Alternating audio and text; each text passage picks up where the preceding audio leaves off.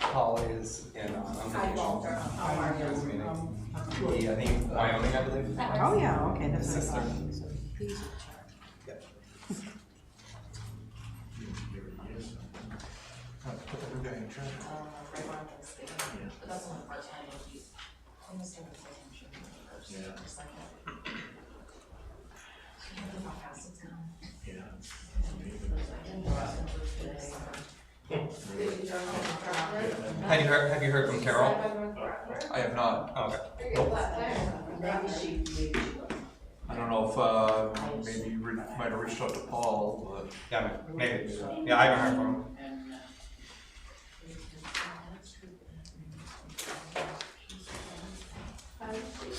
All right, well, it's 6 o'clock, so we'll call the meeting to order. Start with new business, which would be department head presentations, select board budget committee. So, Christina. I was gonna ask if you could go ahead and do the department heads first, and then, like executive budgets and assessing land use, all those we would hold towards Towards the end, okay. Do we have any department heads here on the right? You have three. Oh, I'm sorry, we haven't met yet. It's okay. I'm assuming you're a library. I am. No, she's not. Because you're the only new face here since I. She works in your department. What's that? She works in your department. Ingrid? Yeah. Yeah. but she- Oh, you were, I can't Keep remember. up, keep up, Jim. I want you to still feel married, don't you? Well, the good thing is I already feel married before I even got married. so- Oh, I'm sure you did. Raymond, do you want to kick us off? Well, sure. Do you have any handouts, Raymond? We don't have any handouts or anything. This is the high level one, there's no handouts for this, they just actually, come in, remember like you did last year? They just come in and tell you what they're running into for, what they will be running into for issues, potentially, give you all heads up. But it's the same one we did last year, we didn't have handouts for the first one either. Because their budgets aren't technically due yet. They're not due till Thursday technically. Yeah. But the way the scheduling works. kind of a out, heads we up. got- Yeah, it's a heads up Okay. of where things are coming, so. So is anything on adding in, or? It's up to you what you touch base on. It's a high level, you just tell them where your problems are gonna be. Or where, not problems, where your, the Or- increases are gonna be. Or if your department has changed over the year, Yeah. you have something that you're doing operating wise is Yeah. different from what we're used to, those types of things. Okay. I didn't say that. Music. You just, you guys will.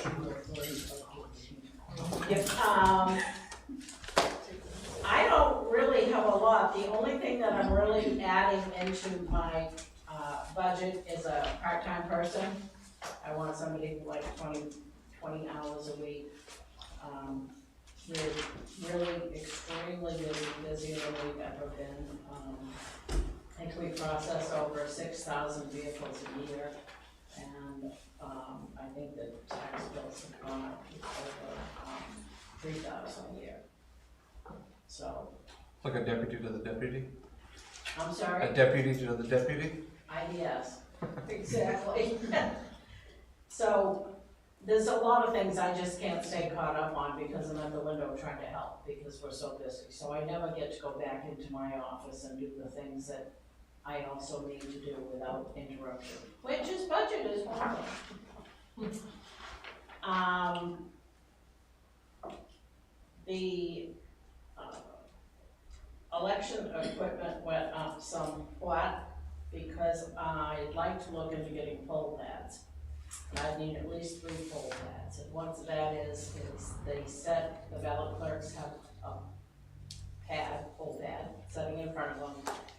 You don't have to have any, you don't have to have A through whatever, all those alphabetical, you can walk up to anybody with a poll pad, they start typing your name, it comes up, they check you, you get your ballot, you go. Oh, so they wouldn't have to check this anymore.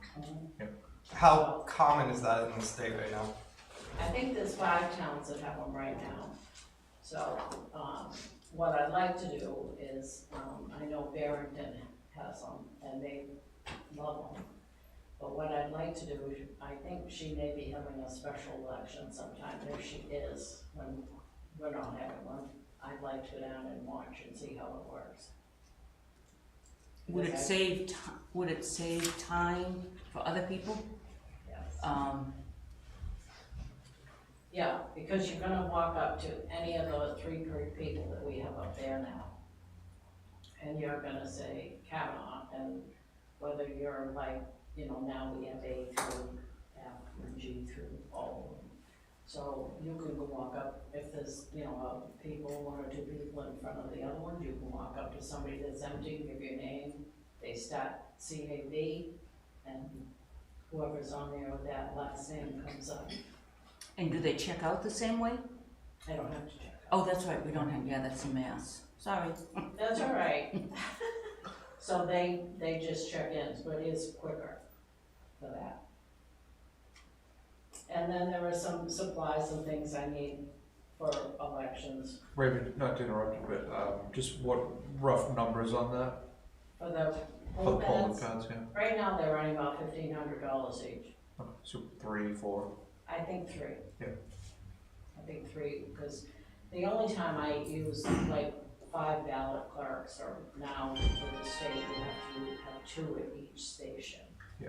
And it's during the presidential that I had 5, because we had so many people I come. imagine you'd be able to use that time of meeting as But well. I think, yes, yeah, the poll pad you can use anytime there's voting.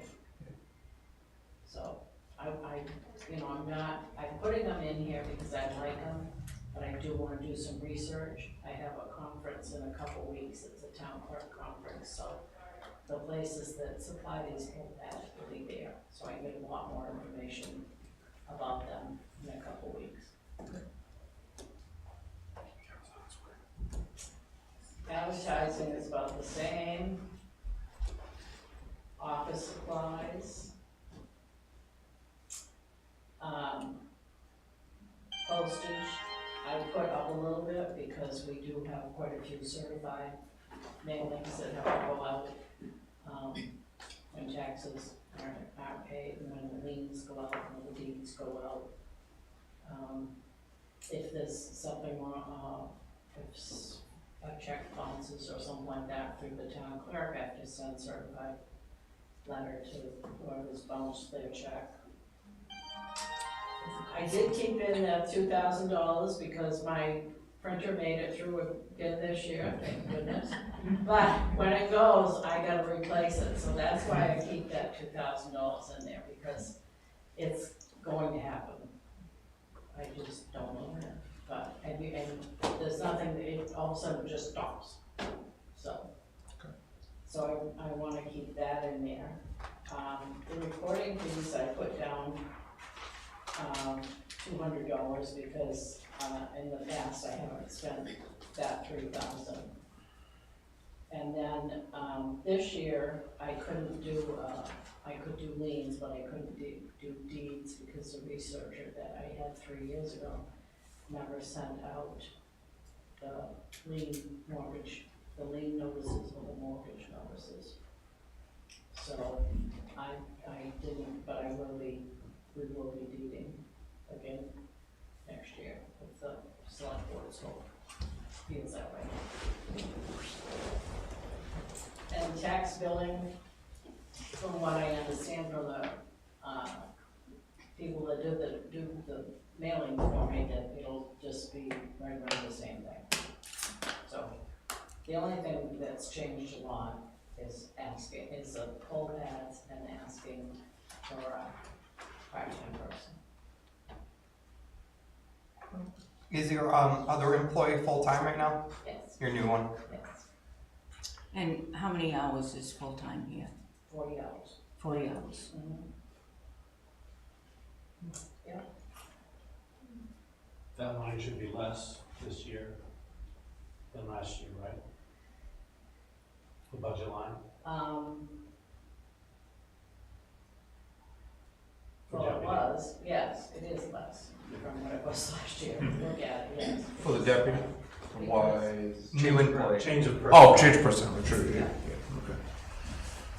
Walter, you have any questions? Yes, I do. How is that 7,500, what is it gonna save the town About 7,000. for the electronic, election equipment? 4,500. 4,500. Okay, I thought it was 5, I misunderstood. Well, it's going to just help because everything's quicker, everything is getting more, what's the word I want? I'm sorry? Automated. That's an old word too. So they're electronic, so they're gonna make the lines go faster. They're gonna make, the counting, easier. I Like guess I said, I I can find out more. I'll know more in 2 weeks because this right now is just what I've found from reading stuff. I want to talk to the company that makes these and sells them and find out more about what else it does, because I'm sure it does more. I just don't know what it does right now. I wish there was more than just 5 in the state that were using it. And I'm sure, I agree, and I'm sure there's going to be. I'm saying 5 because I know 5 of the people that have them. There could be 55 of people that I don't know. So I'm saying 5 because I have 5 town clerk friends that have them and use them. But like I said, there could be plenty of town clerks out there that I don't know that. So the other states, some other states, Massachusetts in particular, will send out your, if you're not gonna be able to make it to voting, absentee, they send it out automatically now. You don't have to go up. Voting down there, we don't. Now, this machine wouldn't help us do that. It wouldn't have a dual That's purpose. we You can't don't do want to be that. like them anyway, that's why we're not. It's a state law that there's no early voting. I wish we did have early voting. We can't do early voting. So that's a what state law. Massachusetts does, they do early voting. So they send them out to anyone and everyone. No, you have to sign up for it, Yeah. but, But we don't do, and that's mostly for what they call down there early voting. Up here it's called absentee, but we don't send them unless it's They requested. requested, yeah. okay. Anything else for Raymond? So like, I just want to understand it just real quick. So the poll pads are 1,500 each, and that's would only help you speed up in the counting? What Well, else? like I said, I'm going to a conference in 2 weeks, Yeah. so I can find out a lot more about it. I know they do more than what I'm telling you right now, but I haven't talked to the company, and that's my plan when I go to the conference, is to talk to the company that makes these, Right. and talk to other town clerks and find out what else it has done to help them speed up things. You know, is it speeding up just the counting of the votes, or speeding up what? How many things are involved? It's got nothing You to don't do with even- counting the votes, it's strictly Yeah. registration. So What when you walk in and they have their roll, you know, A through E or whatever, and your Yeah. last name's Smith, you have to go through to S through Z. And they walk up and they gotta find your name on there and everything. Yeah. This way you could just walk up and see, my name's Mary Smith. Okay, great, yep, bang, you're done.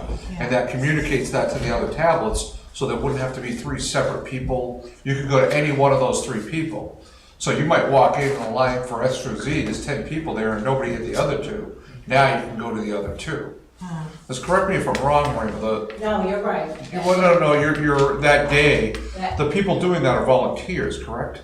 Oh, we do my ballot clerks like I have now. Right, And right, so we're not gonna Ballot say, clerks do get paid, they do get paid for that day. right, and you're still gonna need those ballot clerks, but it's gonna expedite the But process. they're gonna be typing that name in and giving you your There's ballot. one. And I assume there's a back-end process for you, I was so, wrong about that. because you need to report who actually voted. Oh my God. I've Right. already Well, started. To the that's state? what that machine does. Yeah. Checks that person. Because right now you have to go through the paper copy and look who voted and somehow report that Right. to the We have to state. make sure the numbers match the And- ballots. And who does that right now? anyone that. Everybody, okay, all hands on deck. Anyone that's working, anyone that works on the election Yeah, stays, especially selectmen, they have to stay, they have to sign. Supervisors stay, some of the ballot clerks stay, because we have to count any number, any write-in votes. yep, So we have to have people stay and work on that, and then after that's done, my deputy and I come back here, and we finish the paperwork for the state. Or if it's for a town election, we have to finish that, and then we have to give the results to the newspapers and put it on the town website and all the, and when there's one like coming up in November, we have to report to, AP, is that the news thing, and then there's another one we report to it. So, there's a lot of reporting to do after we get back here, but, the poll pads would make it quicker, and like I said, the next time I'm here, I can probably give you a lot more information on it than I can right now. The other thing it does, and we see this every time there's an election, is if 10 people come in to vote, 8 of them are A through M. Yeah, that's what I was One saying. eye, and that means that but meanwhile, the other two are sort of twiddling their thumbs waiting for somebody to come up. So that would alleviate some of that. I did a quick search, and although the Secretary of State doesn't say how many towns are using them, they appear to have been in the state being used since 2018. We don't know how many states. How many people actually vote? All the time? Not enough. No, right, exactly. So how many people actually vote? I This mean, last primary, we had 582. Yep, Which is pretty good for a primary. The primary we had before, it was 560. right. So. but we can go up to over 1,500, right? Well, yeah, for a Presidential presidential, we've election. been up in like 14, 15 something. Okay, Because we have, I think it's 2,500 voters on the checklist. right. Okay, so then I think you had mentioned there was Barrington. Did you just say Barrington did it? And so how many, let's say there's 1,500, let's say in this town, Bristol, how many would be in Barrington comparatively, or any of the other towns? Would you be able to get that information? Because they may need it more in a town that has And 4,000 voters as opposed to. Barrington, I'm guessing, has around, I'm gonna say 3,500 to 4,000 on their checklist.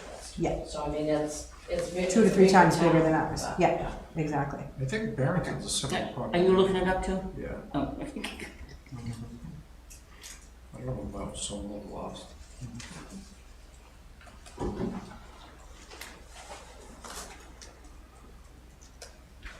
Yeah, Mike's just keep looking. I've got 91 or 9,200 Oh, okay. So it is double. in 2018. Yeah. Okay, voting? No, we're just talking population. Yeah, so double the size. Yeah, it's double the size. And we've got what, 3,500? I'm guessing, Yeah. Janet, I don't know for sure, I'm guessing 35 to 4,000, but I don't know. I can find out what the police do. Probably just under 3,500, probably right around 3,300. Full-time year round, but census. That are actually No, for voting. us. So for Yeah, us. Barrington's not. I think it's twice as much, yeah. Farmington, all of those are bigger, yeah. So I just wanted, if you could get that information, that would be good too, yeah. Nothing else that falls under you, Ray, other than town clerk, tax collector, correct? I'm sorry? Nothing else falls under you other than town clerk, tax collector, And elections. Yeah. oh, and elections. It's all on Yeah. one now, they Yep. used to go out putting it that way, much easier for everybody. Okay. Anything else for Raymond before we move on? All right. Ingrid, your welfare? Sorry to interrupt. Can you guys use the hot seat if you don't mind, just for video purposes? Now he says it.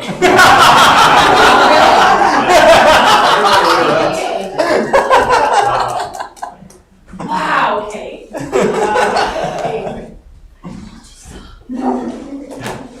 Now I'm the first one in the hot seat. No major changes to the welfare budget this year. The big line that I'm concerned about this year will be electricity. Lost the pencil, there it is. which I'm not anticipating increasing that. It's currently at 3,000. I think I'm just gonna leave it there. I feel that there's enough wiggle room in the other lines. That if for some reason we have an influx of electricity requests, there's wiggle room in the other lines, to help cover it. But I don't really feel the need to throw a whole bunch of money in that line on a whim at this point. And they've just passed a whole new funding program for electricity for this year, so we should, knock on wood, find everything that's wood, we should be okay. But that's the big one for me for this year. I read a recent article that was concerned about federal money for rent assistance expiring, and then problems with actually just finding any housing Yes. for low-income people. Do we face that problem in this area? Is that more of a city problem? It's here as well. Like, There's not enough housing, there's too many people that need it, and shelters are full. At the end of the day, the shelters are full, so people are struggling to figure out what to do. Our housing market here, whilst we have a lot of permanent housing for people with homes, apartments, we don't have a major transitional community, which is good.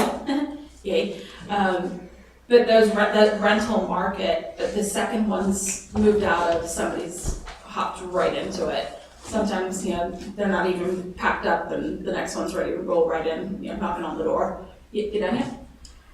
But you don't see that as enough of a problem for us to be adjusting our rent line? We increased it last year, so no, I would stick. I had originally thought to drop it back down again, to the pre-COVID numbers, as I'm going to call it. But I think it's better to just leave it where it is, and that should. Again, it's welfare. You never know, what day to day brings. But I think we'll be all right there. But I don't feel comfortable dropping it down, but I don't feel the need to increase it. Not at this time.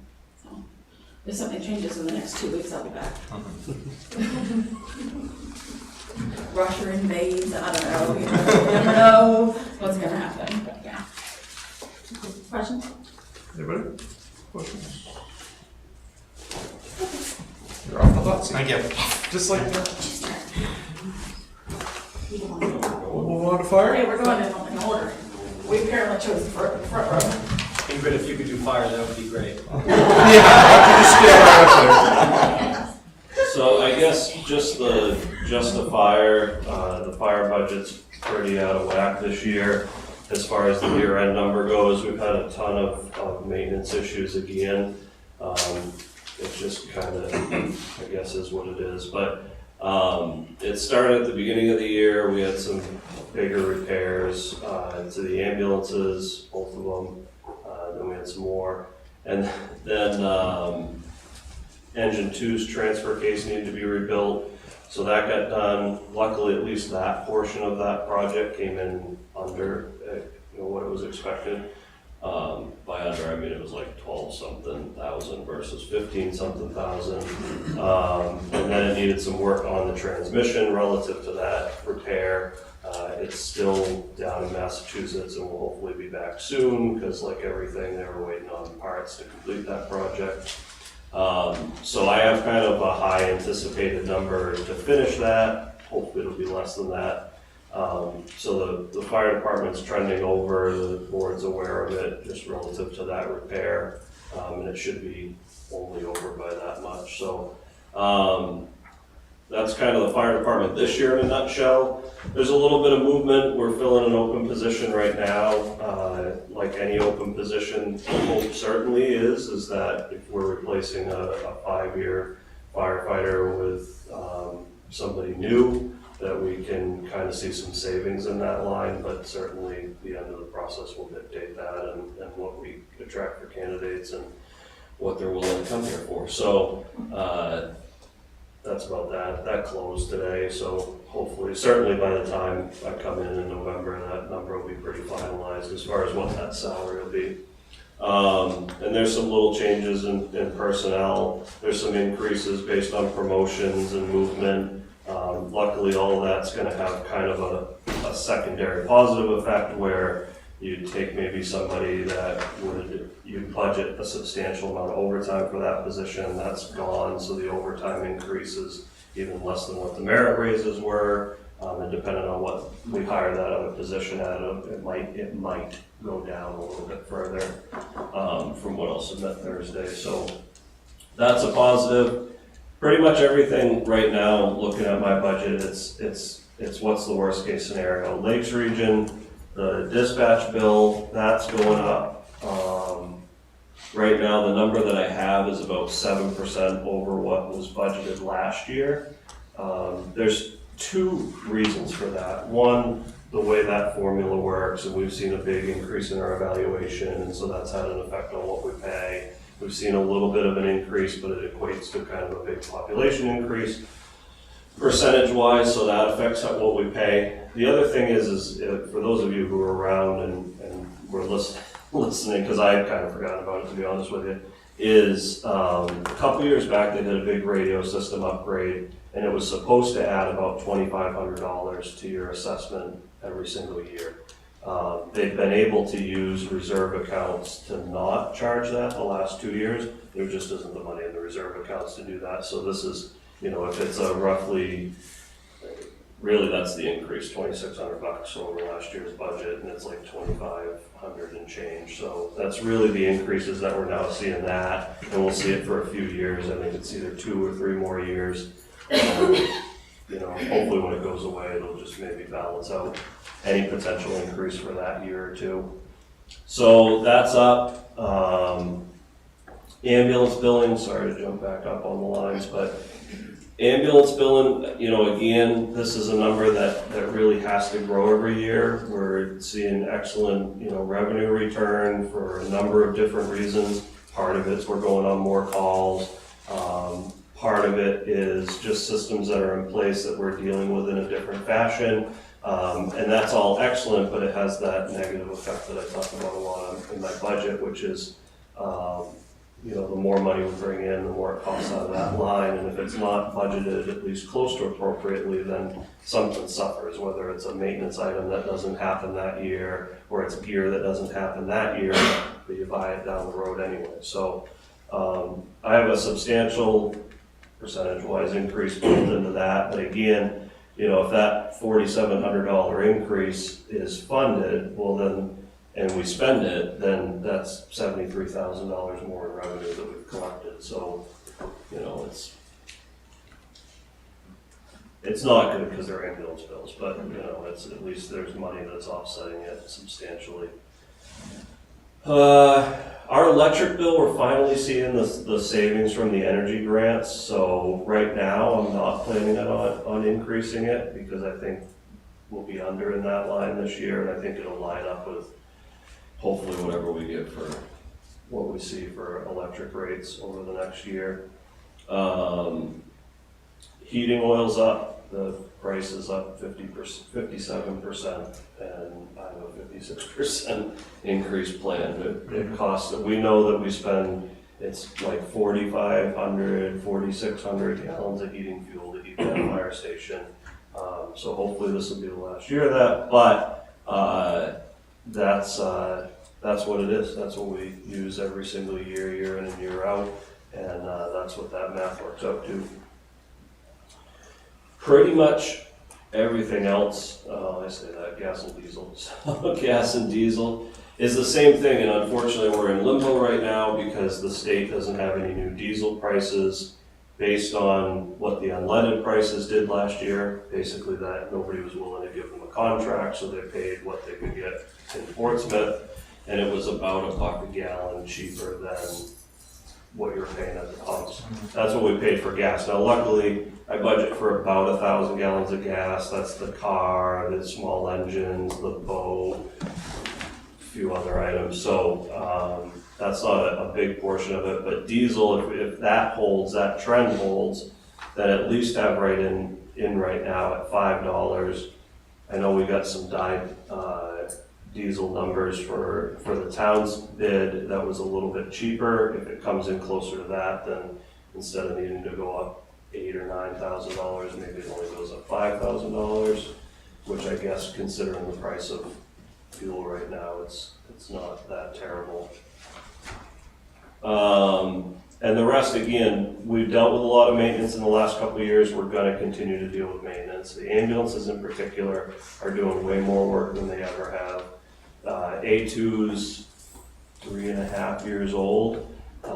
We would normally retire, the last time we put an ambulance in second due, we retired it with like 115,000 miles on it or something. That's over 90 now. It's doing, and it's still going to be in service for another 2.5 years. So the truck it needs more regular maintenance, and then stuff breaks more frequently on it. So those requests are up for both of those ambulances, and even the second due ambulance, the reserve ambulance. You know, we used to do about 120 second EMS calls a year. We did just shy of 300 last year. So that truck's being used more than twice as much as it ever would in its reserve capacity. When are we due for a new ambulance? Well, luckily we just ordered one so that we can get it in the spring of 2025, hopefully. Thanks. That's not a joke. That So we have to hold on until then. Got it, yeah. So, you know, hopefully things will change. That's the projected, you know, if it showed up this time in 2024. That was the idea behind it, was that 2024, when we first started looking at it, we would probably get it there. It at least keeps it close. That second ambulance has 140,000 miles on it right now. And so, you know, we've never retired an ambulance with more than 135,000 miles on it. So you're over that already, and you have to hold on a few more years. And it's working, and we'll keep fixing it. But there's really no options. There's no demos out there. They're not building demos because they're as fast as they can build them, they're gone. Tires is another one. Medical supplies is up. Again, we're doing more calls. My projection is to put another 1,000 in that, bring it from 19 to 20. Really, the people that are managing those items are doing a great job. It mostly comes down to, we still got a big old stock of PPE based on some grant funding and free stuff, whatever, from the state. Those programs are pretty dry, so all that stuff's still in place. We're still gonna wear masks, we're still gonna send patients to the hospital with masks, gown, the whole 9 yards, and so that's really where that cost is that we'll have to continue to kind of maintain that supply next year, and probably just forever at this point. You know, just forever. It's never going away. So yeah, that's the big stuff in fire department. You know, just again, there's only those maybe like 5 lines that really need to go up, but it's still a pretty significant increase when you're talking 9,000 in diesel and 4,000 or 5,000 in heating fuel. So that's the fire department in a nutshell. How have our overtime and call lines been this year? So pretty good. Calls right on track. Call budget wise, we'll look at the same number, 38,000. We'll be right there at the end of the year. That's been a pretty good number. Overtime is at least trending to be right. It's definitely not going to be over. It might be a little bit under. Most of why it's under, well, it definitely will be a little bit under, but it may be more under. So if we think back to last year, we really upped the overtime, decreased the part-time, just because that's what the staffing was. The staffing's still the same, but what we saw is those part-timers that are still dedicated and still able and willing to work are able to fit in there even a little bit more than I was anticipating. So like the part-time request will go up a little bit, because that's what we saw as a trend, and I see that continuing where, you know, it used to be a part-timer might fill 6 out of 10 open shifts. You know, maybe I planned that they'd still fill 2 out of 10 open shifts, and they filled 3 or 4, so there's a nice balance there that keeps that overtime projection that we went to is pretty solid, and the part-time was probably a little bit off. So again, whatever overtimes may be underexpended, probably half of that, you know, if it's underexpended by $10,000, there's going to be an overage of like 5,000 in part-time. But And you said that's just because our part-time force is a little bit more engaged and willing to take shifts than they've been in the past? No, not so much, but you still had, when we did that, we still had I call it a handful, right? Like, in order to really rely heavily on part-timers, I need 2 handfuls of part-timers. Still kind of a handful that was pretty engaged, and that group is still able to grab a Tuesday night shift or a Sunday day shift or something and kind of help balance that out, And they get paid fairly well per hour, but there's not the retirement implications and all that, so, yeah, those lines are the few lines that actually look good. Yeah. Okay, good. Yeah.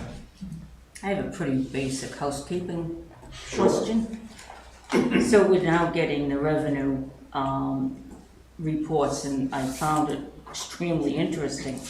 The difference between ambulance patient receipts and ambulance member fees.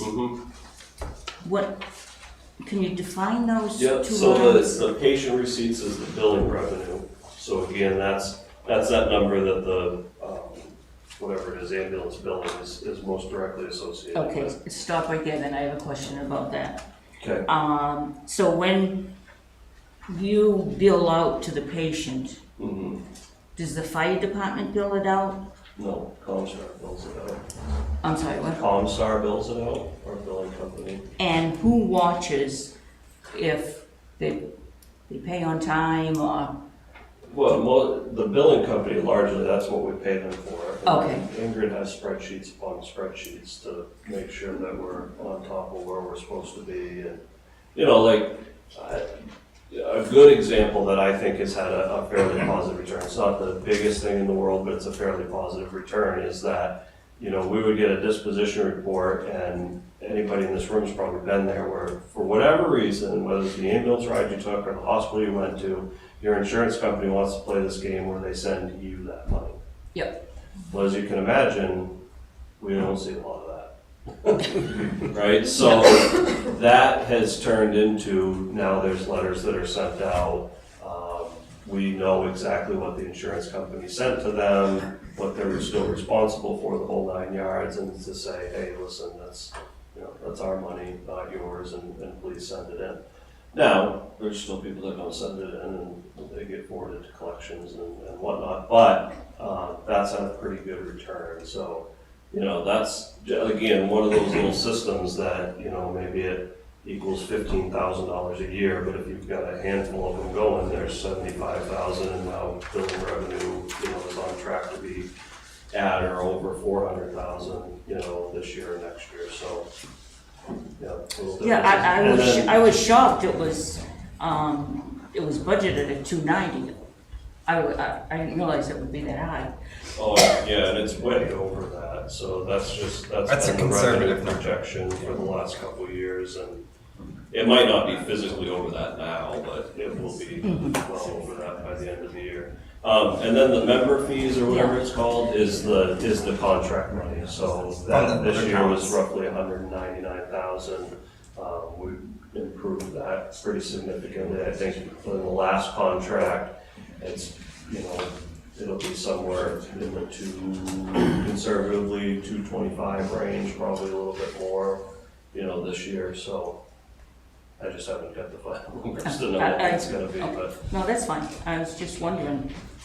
Yeah, those are the two differences. So when you go down West Shore Drive in the summer, 3 and 4 times, and generally you go into the same house, do they get billed 3 and 4 times, or is it just one bill? It all depends on what happens. I mean, yeah, if you go there for a med call, then that generally generates a bill, and if you transport them, then it certainly generates a bill, and every time that happens, it generates a bill. Yeah. Okay. Yeah. That's all for me.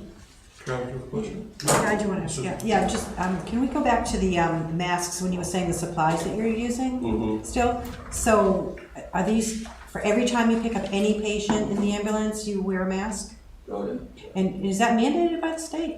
Or who, is that just a protocol that you guys have done, or what is that It's still? the protocol within there's state protocols, and that's part of the protocol. And then mostly it's the hospital at the end of the day. The hospitals still aren't taking, you can't walk into a hospital with a mask on. No matter what. So, Okay, you know, okay, and is that the only supplies other than masks that have well, still there's maintained? masks, there's gowns, if you know, you have that sick patient, and we always carry some of this, we just Yep. didn't use it with the frequency that we do now, you know. If you get into flu season, so say 5 years ago, you get into flu season and you have somebody that seems like they might have the flu, you put a gown on and you put a mask on and you put, you know, safety glasses on or whatever.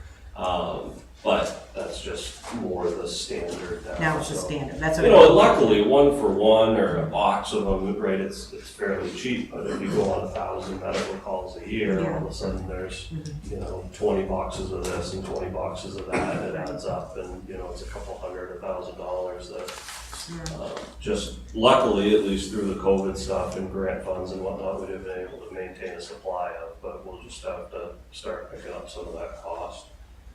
But you keep a separate list of what you do, above, over and all, you know, what you had before standard? I mean, you know, it's Yeah. stuff you use, it's all Right, disposable supplies, so. Yeah. Got a lot of grants this year, it hasn't really offset a ton, but, I think the grant line, I don't know, we'll finish somewhere in the $100 and something thousand mark, which is kind of nice. Again, this year we got the, kind of moving on to forestry a little bit, but the forestry grant, so, you know, what we spent out of that, we got basically half of it back, from the state. So that's nice, it allows you to really stretch a $3,400 budget pretty well and still stay under budget. The pickup truck was a grant through the state, we put vents on the ambulance, you know, like breathing vents.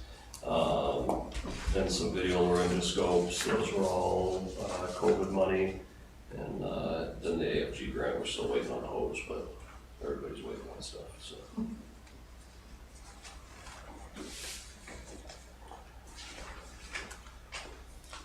Anything with emergency management? No, the same funding request, $1,000 and the 2 $1 lines. We probably won't have the HMP update completed before the end of the year, so there'll still be the second half of that bill that'll just exist through the world of encumbrances, however that works. So that dollar just allows it to be charged there. My hope was to do the EOP grant this year, but we're gonna finish the first one first, and we'll deal with EOP in 2024, and that'll be the same thing, will last for $7,500 or whatever, and it'll be reimbursed by the state, so. Related to your electricity, but this is probably more of a select board question. Are we still looking at December to get our rates for next year? Just like last year, I think it was like mid-December by the It's always time late. we actually knew what our electrical rates were gonna be like. Unfortunately, but I don't know if we had locked in last year. Because we did a 1 year, Honestly, I don't know last year, but I can find out. we essentially have to Yeah. go out again to see what the price is. Yeah, Okay. yeah, we won't have. And that'll be like, you're thinking December. Yeah. Okay, I'll confirm that as well for you. thank you. Because we might see a big jump, right? Without Yeah, electricity prices have gone residential. I would imagine. Some places have doubled. Not might, I think we. Yeah. We're anticipating that. Yeah. And are we already adjusting lines, anticipating an increase? Well, if memory serves, we'd actually started to increase some of those lines in last year's budget. Yeah. In terms of the budget we're putting together, you'll see an increase there. We're dealing with it the best we can as it's coming. You know, you get a bill and you pay it. And that's really all we can do right now with electric rates. Walter, you have a question? Chief, I just want to personally thank you for the friendly, wonderful job you do taking care of John Kozolka. Sure. Thank you very much. Yeah, we're happy to. I got it. Chief, yes. A question was asked at town meeting about extra costs for the public safety building, and I know that we're adding a sort of an incident command post room, and under emergency management, are you gonna need money to outfit that room? No, so that'll be a probably a 2024 item anyway. But basically, the same EMPG grants that have kind of always been available are still at least available. So there's a cap. It's been a couple months now since I talked to Paul from HSEM, but it's just over $100,000. So obviously the biggest item that will come from that is usually the funds for a generator, right? We have a generator, the town office has a generator, the PD currently has a generator. It's not gonna be big enough, you know, so we can find another home for it, water and sewer, work with the school, somebody that might need a generator of that size. So for the most part, that's gonna fund the generator and all the upfit. But that usually leaves something in the neighborhood of $25,000 to $40,000, depending on the size of the generator. That tables, chairs, screens, computers, stuff like that. So, and then that's it's generally 50-50 money, right? You know, the MPG grants are 50% funded. But what you do is you say, okay, the EOC training room is 800 square feet, and the office that, you know, serves that room is another 150 square feet, times that by your square foot built, and then that gives you your offset. So we spent it to build it, they fully fund that $100,000 worth of items, so. Okay, thank you. And are we still on track for March, we're thinking? To start on the new building?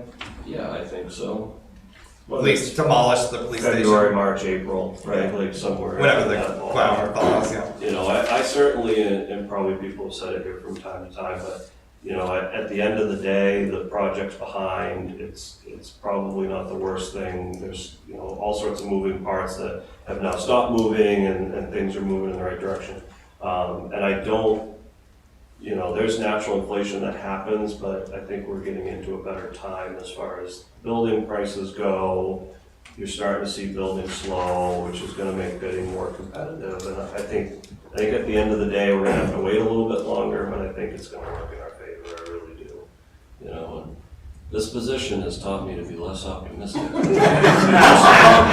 I can at least remain optimistic about that until I'm proven otherwise. So yeah, that's certainly a pretty realistic timeline, so. Anything else on fire or emergency management or anything? Anything else from you? Thank you very much. Library? Sure.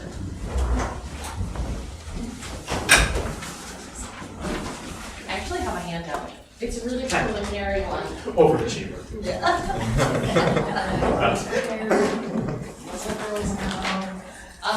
The trustees went over a lot of our budget this past week. We do have some increases and some changes that we were hoping. I was just gonna say, this is nice to get. Don't be handing it to me, telling me there's increases. Sorry, there's none. None. So one of our biggest changes is that we have, let's see, this summer we lost our other full-time person, and we took some of the funds while she was gone. It took us a long time to find a new person, to hire a high school page who helps with a lot of things in the library. Their main job is to put books away and to help as needed. So that's a 10-hour-a-week position at $10 an hour, so we were hoping to do that. And add that to our wage line. And then we also, I do believe, and maybe correct me if I'm wrong, but the department heads haven't fully decided about, like, if it's gonna be a COLA or Actually, not the department heads, that's a select board. It's a select board? Yeah. They haven't decided exactly what it's gonna be. So because there hasn't been I'm losing the name for it, when you jump up line. Step increase. So this would include a step increase for library staff at the top. We have asked for more money for our computer support, the library computer support. COHA is our library system management program that we use, and that is a state negotiated contract, so it's going up this year. And then we offer hot spots to the community, so people who live in rural areas who don't have access to the internet or who cannot afford it, they can check a hotspot out from the library.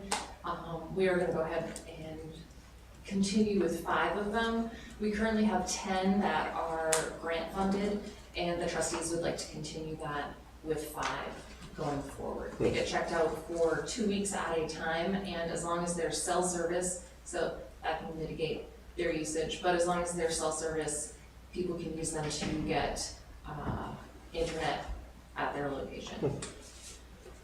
So you have how many? We currently have 10. Yep. We would drop them down to 5 because that will no longer be grant funded Okay. after November. So that is our plan for that. So you're gonna drop down to 5 with the increase? I'm sorry, with the what? So you're showing an increase of, which is obviously the COHA. Mm-hmm. So if you don't get the increase, then you have to drop down to 5, or you're gonna drop down to 5 regardless? So if we don't get the increase, we will not be able to offer those Okay. at all. Gotcha. But we're hoping to continue to offer 5. We have found that it's an incredibly useful service for a lot of our residents. It does also, they do occasionally get checked out by people who come up on the weekends as well. But it does seem to be, especially during the school year, we have a lot of students and parents who check them out. So they're kind of a hot commodity. In the summer, they're very hard to get because we have so many people waiting for them. They're also really useful if you go on a business, if you have to go on business trips or vacations, you can take them as well. And are you charging for them? We do not charge for them. They're considered just another item that you could check out from the library. It is something that a lot of libraries are moving to. That's a good deal for people.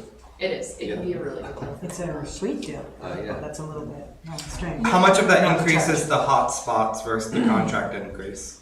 The 2,400. Actually, to be honest with you, I don't think I put the COHA increase in here because I just got it today. So the hot spots are 2,400 Yes. per year. We did budget more for our electricity, even though we do not know exactly how much. Can we just go back Yeah. to the COHA? Is that an annual contract you have with them? It is annual, yes. And when does that expire? December. I believe it runs the fiscal year from January to December, but I would have to check for sure. Okay, could you please? Sure. And do you plan on bidding that out?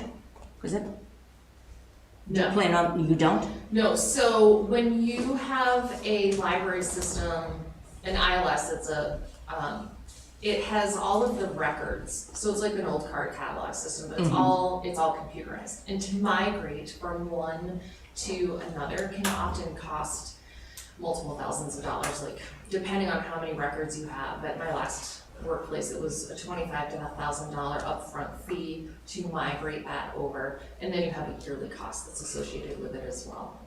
What do you, I'm sorry, I'm done. what do you anticipate for an increase to that 3,000 from the COHA? Throw me a percentage. I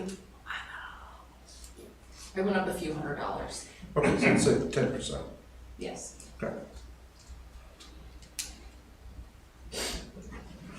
So, and this might be more of a question for Christina, because you have experience in this area and Ingrid's gone.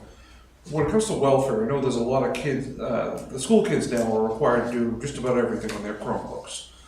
So when they have we've cut down on snow days, so they have their Chromebook at home and they need internet at home to do schoolwork. So that would tie into, my question is relative to the hotspot, so just let me get there. It's fine. Does welfare offer any kind of service to these parents that have school kids at home that need internet access. If they qualify for service, I believe that they would help them with the internet. Okay. I don't believe, it's not a long, I think we're just left, but it's not a long-term option though. Welfare is considered to be a short-term. Sure. So it would help them temporarily. Yeah. If the parents needed help paying for the internet. Yeah. I'm just thinking, you know, the single parent with 3 kids at home that can't afford internet as a luxury but needs it for their kids. You know, are those the people coming to get the hotspots, or is it, you know, a family vacationing from Connecticut, spending $3,000 a week to stay in the lake that just happens to need a hotspot? In the summer, I would say it does skew to more vacationers. Yeah. I would say like those extra 5 are always going out to vacationers, so it's probably half and half really. In the winter, it is definitely people who are moving and people with families, people who have a transition that is occurring where maybe they have to wait until their internet gets turned back on in their home, or they just don't have it temporarily. It's supposed to, the plan is that it's only supposed to be a stopgap measure. We're never supposed to be providing anything long-term as well. So our policy, our procedure, is not a policy, is that if you check a hotspot out, you have to bring it back. And if there's one available, you can check out a different one, so that you're not holding on to it for months and months and months, because we are not in the business of providing that for people. But some people can come back and check it out if there is one available. They can put it on hold. Is it ever stolen? No. No? Not. They could just turn. Hey, I'm from Boston. Yeah. I would ask that question. Oh, no, that's a totally valid question. We can turn it on and off. Oh, yeah. Yes, very easily. We had one that just did not get returned for a very, very, very long time, but we just turned it off. Now, is that $2,400 cover the cost of the units, or is that the fee for those units to be used? So we have the units already through the initial grant. Okay. And so I believe that this program has been in place for 2 years, and there's been 2 grant cycles that it's gone through. And now there's no longer that opportunity to get that. And so this will be the cost just to run them. Well, I know we're beating this to death, I'm sorry, but. It's okay. It's interesting though, if people are coming up, if, like you say, they can afford to come up for a vacation and they have cell service where they are, they should be able to use their own phone. I was just gonna say that. I have my hotspot right here now. But then, how could you possibly know that? Well, and that's the thing, we're not asking people, hey, what are you doing with this book? No. What are you doing with this hotspot? I frankly don't want to know. So it sort of mirrors, you could go to the library and use the internet and just sort of mirrors that It does, it does. And the goal, we also have tablets and laptops that we purchased with grant funds so that we can offer it up to people. And the goal is to breach the digital divide. And is it going to benefit people who come up here and spend $3,000 a year? I mean, a week to stay at the lake? There will be some of those people who it does help, but we definitely see the people who are really in need of that service as well. Yeah. Okay. That I'm all for. Of course. And so to be honest with you, I'm really on the fence about it because personally, I don't think this is like always the greatest use of the library's funds, but professionally, I can see how it is so very needed to have people get access to information that they really need when they cannot always get to the library.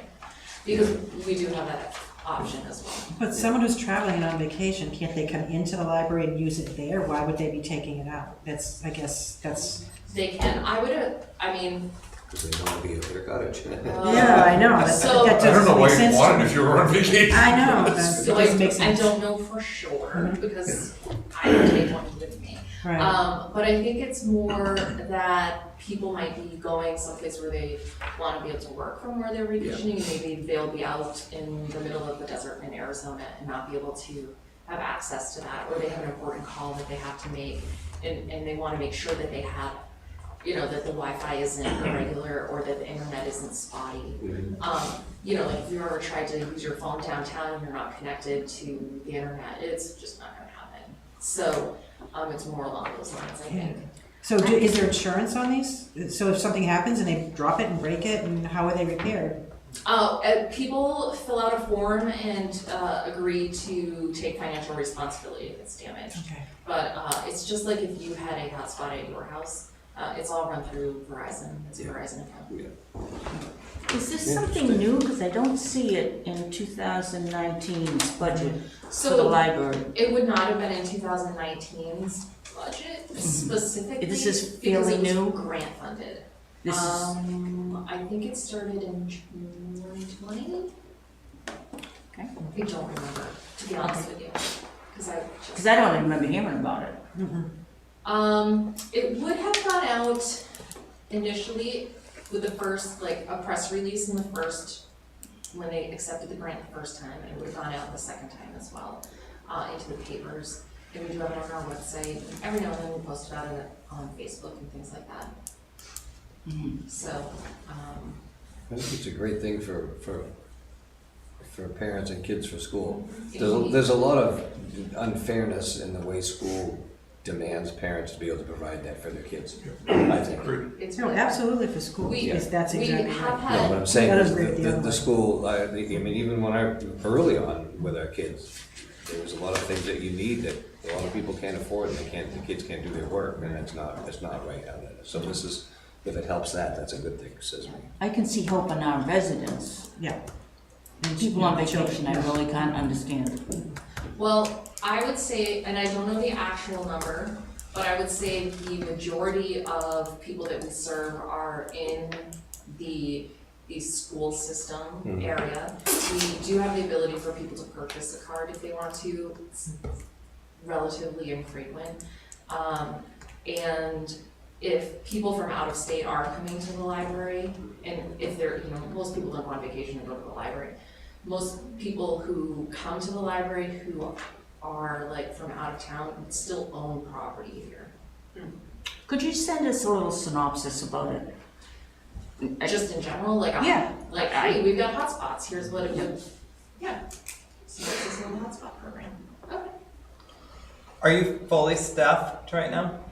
Thank you, Jesus, yes, we are fully staffed. This was an insane summer because we have only 2 full-time people, and Paula got a great job elsewhere, so she left at the beginning of the summer.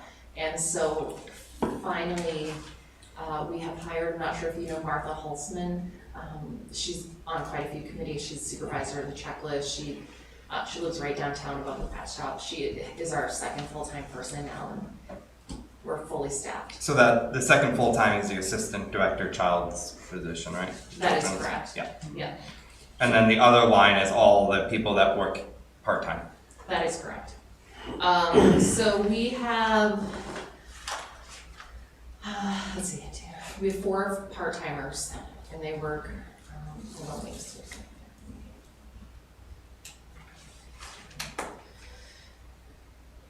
And they work 72 hours a week. Because our goal is to always have 2 people on at all times, right? Yes. So, Yeah. Yeah, and we did run into a few problems this summer with some folks who are living homeless. I believe at least 2 of them have been arrested, so they're not currently a problem, and another set moved on, but it was an everyday, multiple times a day issue for the summer, so I would not necessarily want to be in the building alone. So I think it's a really good procedure. Before your time, the town bought a dog, and that was part of the benefit of buying the dog, was to have the dog walk through the library if you were nervous or, Oh, I want a dog at my library. I know that. Who opened a can of worms? I know. No, I love. You might want to talk to the Are you chief talking about about that. Arrow? I do Yes, love Arrow. yeah. And the You chief might is, want to talk to him yeah, and the see chief if, and his folks have been absolutely amazing. They're really great. oh, yes, oh, Yeah. no doubt. Yeah. So it's not necessarily that we're nervous, but sometimes it's just, Yeah. you know, there's some behaviors that are disappointing. So that's where we're looking at that 22% increase, is because you're trying to staff 2 people at all times. Yes. Okay. That's a necessity. Yes. We're also having this increase because frankly, we seem to have been operating on a wing, a prayer, and a shoestring for a very long time, doing absolutely amazing things. But when I look at the budget for the past few years, compared to what really needs to, compared to what the library does and the amount of programs that we offer and the services, and frankly, the customer services in our building is bar none above par in every aspect. We are an amazing library. The women that work there are really amazing. But I think at this point, the trustees have really decided that if we're going to keep doing this, we need to have a true representation of what it's really going to cost to maintain a fantastic building and maintain this level of service to the community and continue with these programs. So I think that's why they're looking at more of an increase than just 3%. Last year, when you were just brand new or not even hired yet, we had a trustee present to us. And at that time, the trustees, I think it's been for a while, had been worried about some building maintenance issues. Yes. What's the status of that right now? Well, I think, we're new, right? It's been 10 years, but it's still been 10 years. So there's always some ongoing things. So this year, some of the things that I personally had to deal with have been a couple of plumbing issues that, knock wood, was easier than I thought it was going to be. Our front door has lock issues often, so that's been kind of painful. And at this point, the lights in the basement really need to be replaced. So I'm trying to find an electrician to come in to replace those, but I think I've hit the jackpot for this year, so I've been really lucky from it. Is that coming from a building town maintenance fund, that money? I'm not sure. When Nick was here, he said we might be able to come up with money if I can get a quote. I have not been able to get an electrician to come in and give me a quote. See, do you know, do we have a town building fund, don't we? We do have a town building. And can that be, is that That would being utilized in certain ways for the library? It would have to be approved by the select board, But it has been. Yeah. I think so. And we've been dealing with those issues that need to be addressed with that fund. Okay, good. To the extent we can. To the extent we can. Yeah. Then I have an electrician. Have you looked into any type of grant funding as far as the lighting issues are concerned? Like maybe do like an upgrade of the whole thing?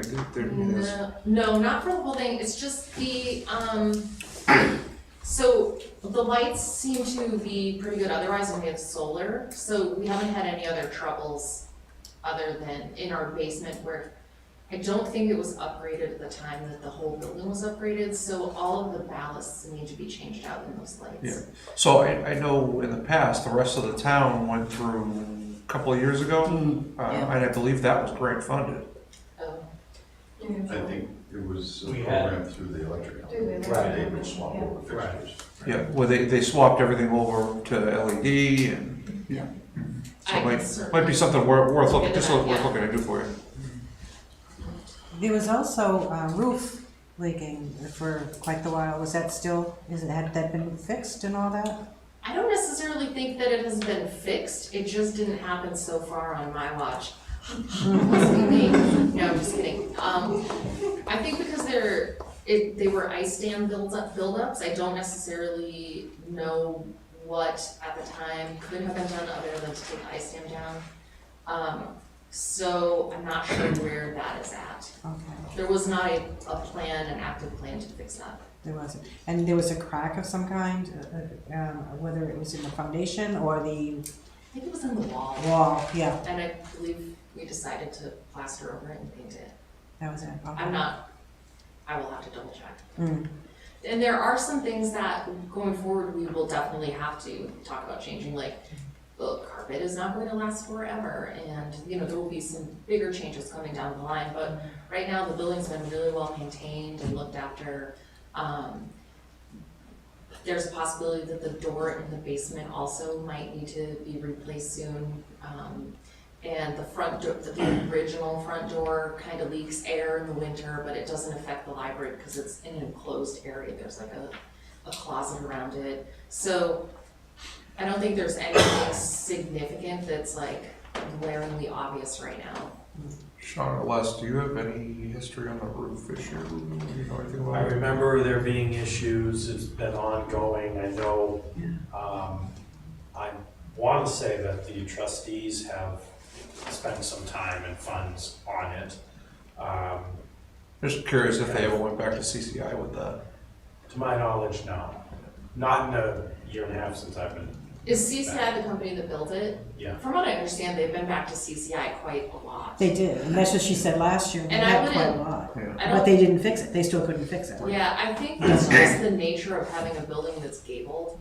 I mean, honestly, I hear this a lot in the library world in New Hampshire, is that there's ice dams seem to happen often. So it's not just our library that would be dealt with it before to other libraries as well. It's typically an insulation issue. Yeah, and we don't have an attic per se over that new part that you can really get to. But still, what I asked her too last year was, what's the liability? So if they're responsible, because they're the builders, Right. how long do you have? Do you have a 10-year thing and now it's gone? I mean, why weren't they in there just to replace the entire thing if they had to do it? Because they were responsible, then they would have had to do it. The entire what thing? Roof, whatever it was that was leaking. Can't imagine you get 10 years. Yeah. No, I don't. I think with an ice dam, it doesn't, I don't know for sure, but I think it leaks, like it just builds up and then it kind of leaks up underneath the sheeting. Yeah, it's caused by improper insulation typically, because Yeah, it creates a warm spot that melts the snow, that creates the ice, which, Yeah. if that makes any sense, and then it backs up underneath the roof, so. Partially a maintenance issue too, you have to get Yeah. that snow Sure. and ice off before it causes a problem. So- There's always something else to do. How does that work? Who are the maintenance people for the library? We have a cleaning company that comes in, I think it's the same one, Always Clean. Okay. No, we use different ones. Oh, okay. Always Clean out of Bristol comes in, and they also do our deep clean twice a year and do our carpets. We have, while I've been here, asked Mark Fleckland to come down and do a Yeah. couple of things for us, Yeah. and he's usually really on it. And then, if, you know, if like it's plumbing or electricity, Nick told me initially to put it out to either like be fixed immediately to a plumber or electrician, or, get a quote so that it could be something that fits through. It's the same issue we have, it's the same issue we have with across the town, is we Yeah, we don't have a designated program or person or persons to stay on top of the day-to-day maintenance that needs to happen on town buildings. So But this I'm is, real good with the screw guns, so I'm not a problem with things, right? so this isn't budget related, but Sure. why wouldn't we at least look into someone maybe putting some heat tape up there for a temporary fix to make sure that there isn't a problem farther at this point? I know that's not the perfect solution, but it is a solution if I can ask. Because it wasn't here for that, I can ask where they ended up with it. For sure. somebody thinks that doesn't make sense, but. And since we don't have ice dams in the summer, we haven't thought about it. Right, exactly, don't worry about that in June. Since the last. Let's talk about it, let's kick that I can got down nothing the to road. say about it. Does it also matter because the half of the roof is slate? Does that matter? I think there's like 18 things that come together Yeah. in that, Yeah. between design and installation and materials. Mm-hmm. Yeah. And then, I guess, so you have unfortunately, you gave us a line list here, so. Yeah, you're probably gonna shoot yourself in the hand on this one. Honestly, this is the most relaxed I've ever been in front of a budget committee, so. So library programs up, Yes. up $700, so, and the programs are, what you're offering, that's what that means, right? Yeah, so the programs that we offer to the community, so this summer, we had a really robust, community offering for the kids. They have a summer reading program. We do tons of different things. Then, for the adults, we also have programs that are ongoing, like a craft night, which mostly is done out of, you know, like if I have stuff at home that I've crafted, I'm like, ooh, I can show people how to do this, so it's pretty low. And then we pay to, the New Hampshire Humanities has a program where they will fund a speaker to come in if we match those funds. So we have those speakers who come in quite often. So it's really more around the supplies and things that are needed for that. Okay, thanks. The new equipment, 3 computers, So that line may actually go down. We actually need 2 computers and 2 monitors. And so because Paula's position went unfilled, the other full-time position went unfilled for so long, we may have the money left over to buy those 2. So this line may change. This one really is initial. But I wanted you to see where the thinking was lying. So we're hoping we might be able to do it by the end of the year. anything else for library? Les, you want to do community center? Oh, I'm sorry, I thought that's what we were here for. But she's a select board member. I don't think that you guys normally have the No. regionals or the small, the Kelly Park committee. Until later. Oh, maybe the select board's supposed to be. Okay. Sorry. Bob, you don't have anything you're, Bob and I are here, but. you're We'll go last. just here for emotional support for us. Not yet. Got it. Chief's turn. Come on up, chief. How are you?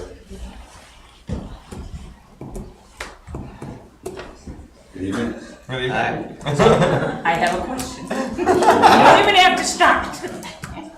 I was gonna ask you and Ben, and I haven't had a chance. I don't know, in the last year, there have been some devastating accidents and fires. One in particular that was in Boston, and it was 12 kids that died in a fire. And they mentioned that they have a fund for therapy for everyone that was involved with that fire, police. Do we have something like that in case of a... Statewide, so Well, no, would it be statewide or would it be townwide? so statewide, they're trying to fund through programs, the critical incident stress management programs, which affect first responders, law enforcement, and firefighters, EMS, for when they observe critical incidents. Is that what you're saying? So they observe a fatality, like the homicide in Northfield, where young children were involved. So there's a team, and there are teams that are growing around the area. They just did a training this past weekend here in New Hampton that's covering this area.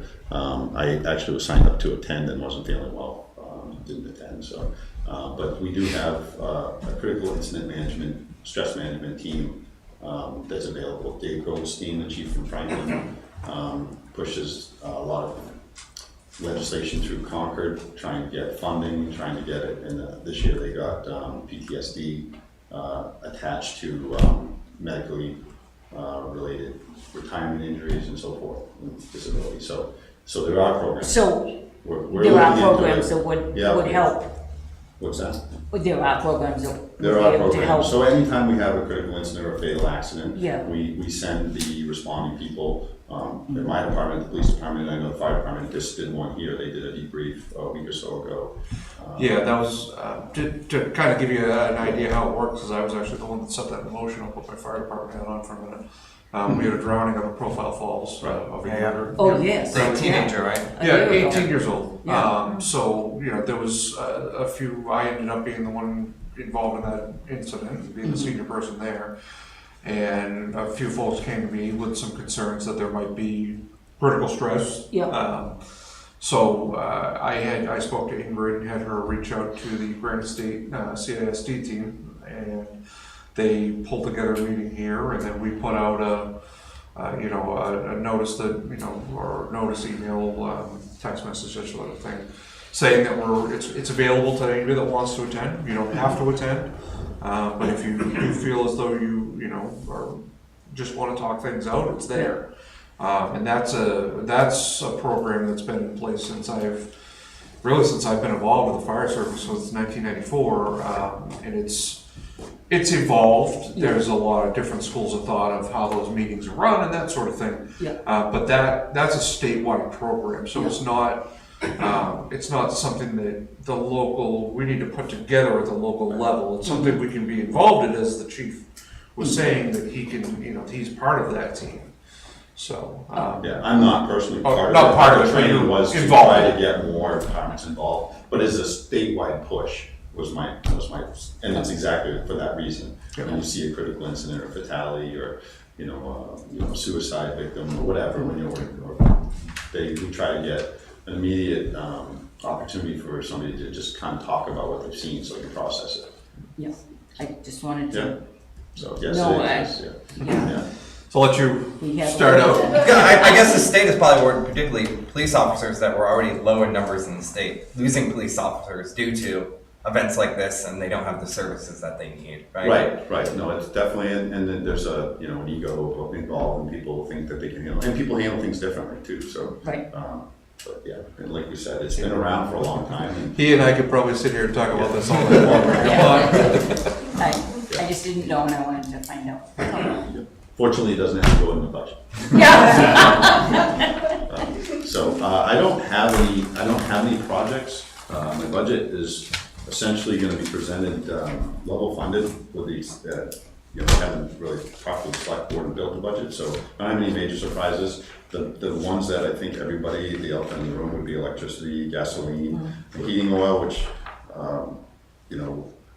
we've been in pretty good shape with all of those. This year, the gasoline, I happened to get the warning for the electricity rates increasing, so I brought money from my gasoline budget to add to keep the bottom line the same, and gasoline went up. So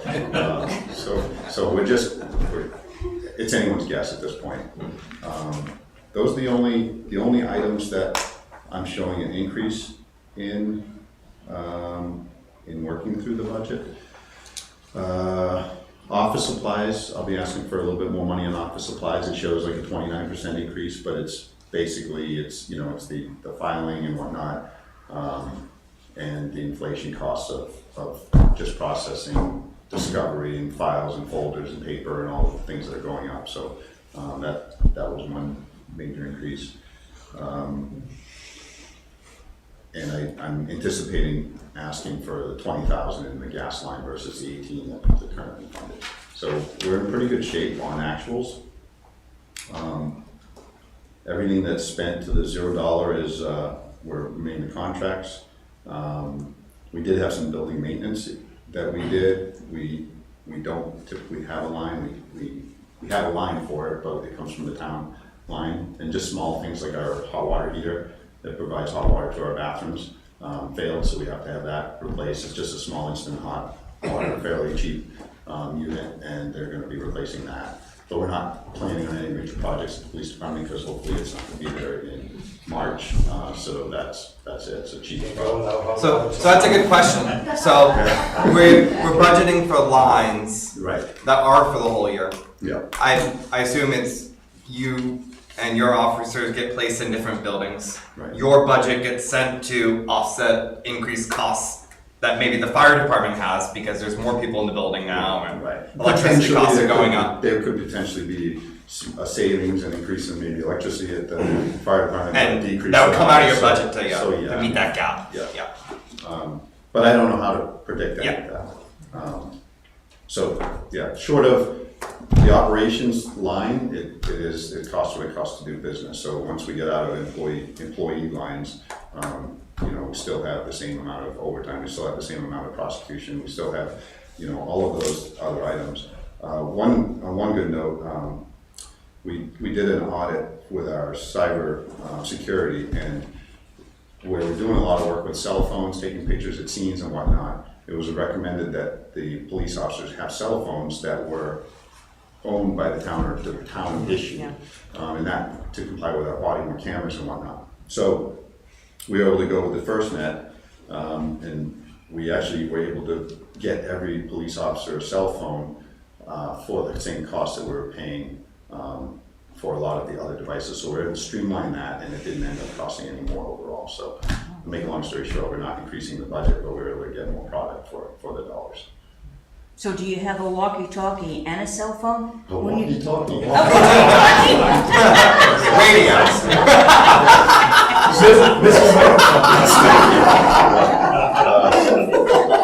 So our mobile radio,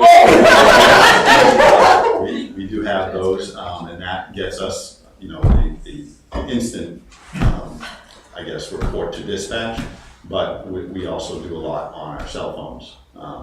Because there's so many dead spots just going from here to my house. We have West spots Shore's with terrible. both radio and Yeah. cell phones, but with the FirstNet, because it actually connects to the towers through AT&T, that's why they put the AT&T program and the Yeah. FirstNet program together. So we actually have much better coverage with FirstNet in Bristol. Particularly in the downtown area. Exactly. Where you really need Right. it. Yeah. And it's brand new. I mean, the guys just got their phones last week. We did some test and evaluation before we made the swap over, but we just made the swap. So I'll have more information.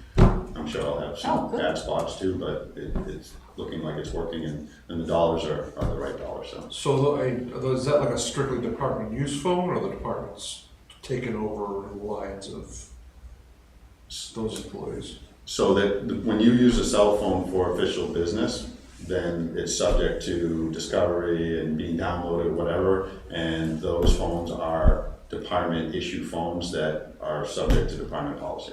Yeah. So if they take a fatal scene. Right, but I'm asking if they're then- still used for personal use also. Well, they would make calls. They all have their own personal phones, but they could make a call on that phone.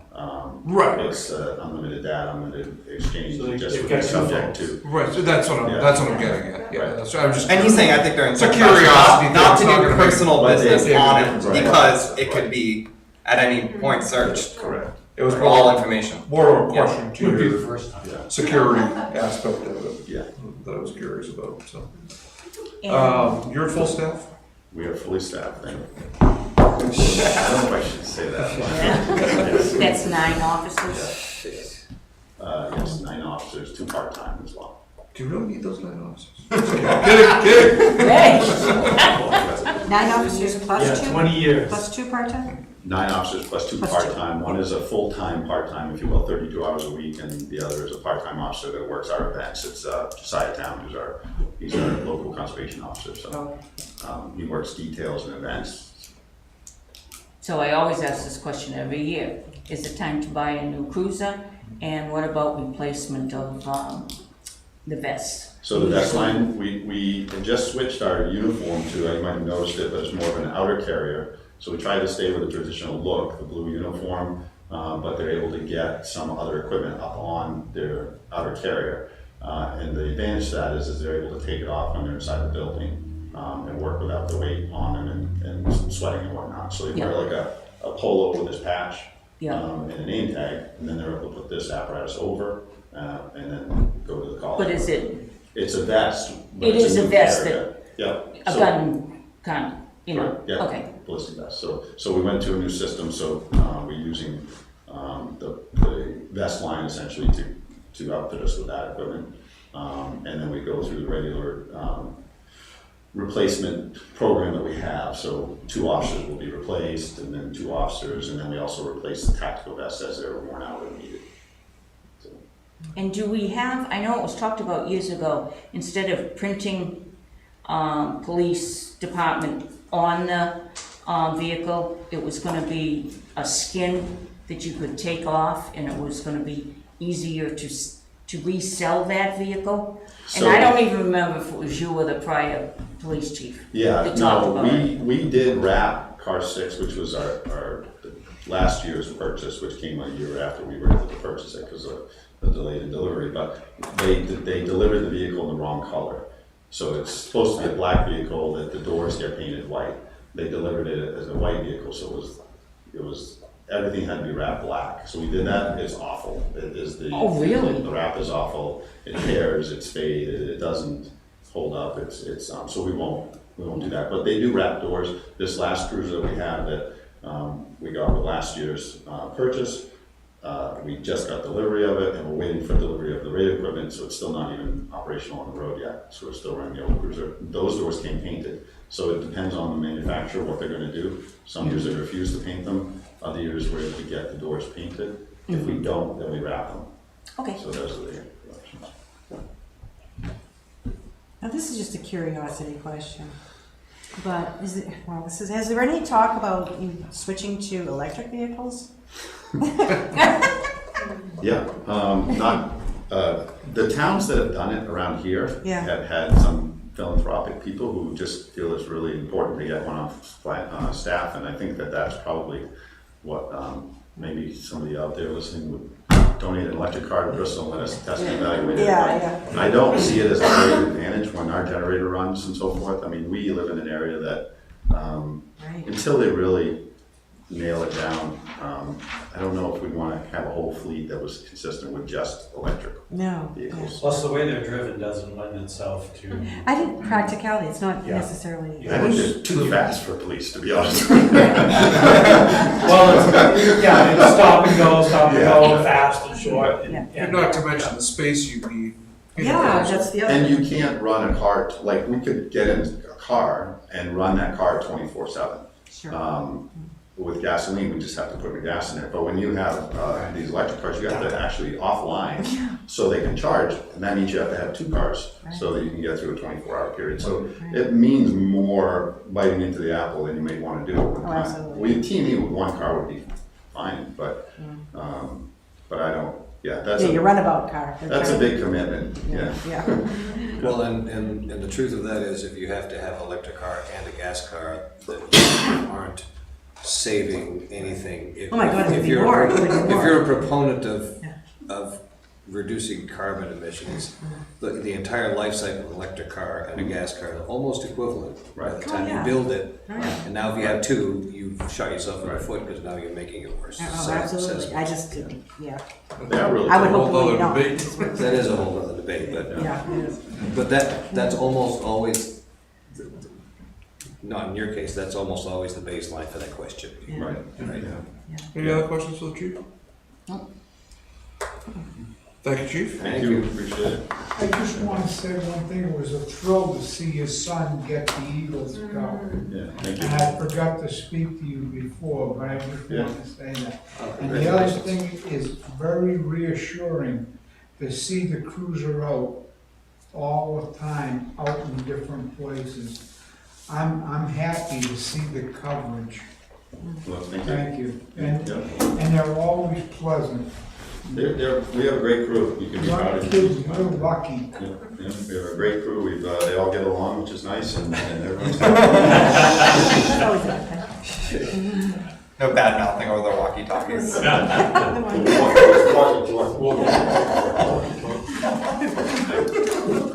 So, highway, we're just gonna level fund? Mark is sick, so I texted him and he's homesick, so he can't make it tonight. But if there's some specific, hopefully, I don't have his budget, neither does Bob. So Mark was in, we had the department heads in a couple of weeks back, and I don't recall anything major. No. Continuation of the road program. We have asked the departments to keep things in terms of projects way on the low key. Because we're going to have to concentrate on fixed costs. On fixed costs and retaining people. Yeah. And that's going to be a challenge enough without having to take on projects as well. So, I guess. I'm sorry. Oh, no, go ahead. He did point out at that meeting also that the diesel contract with the state is expiring, so he doesn't know where that, and I think Ben touched on that also. So we're not sure where those costs are gonna go. That's a big one, because they're still paying like $250. Yeah. So, I'm gonna ask, this is, I doubt anybody knows this answer, but I'm gonna throw this out there. Is there any reason they can't run off-road diesel? Well, we can't run off-road diesel. But Anybody, any private person. But can the town? I don't know if there's I don't know if we could find out. I don't know. If there's a dispensation to use, maybe cheap, save some money. I would hate to think that there was it's okay as municipality, but not as a person. That would rub me the wrong way.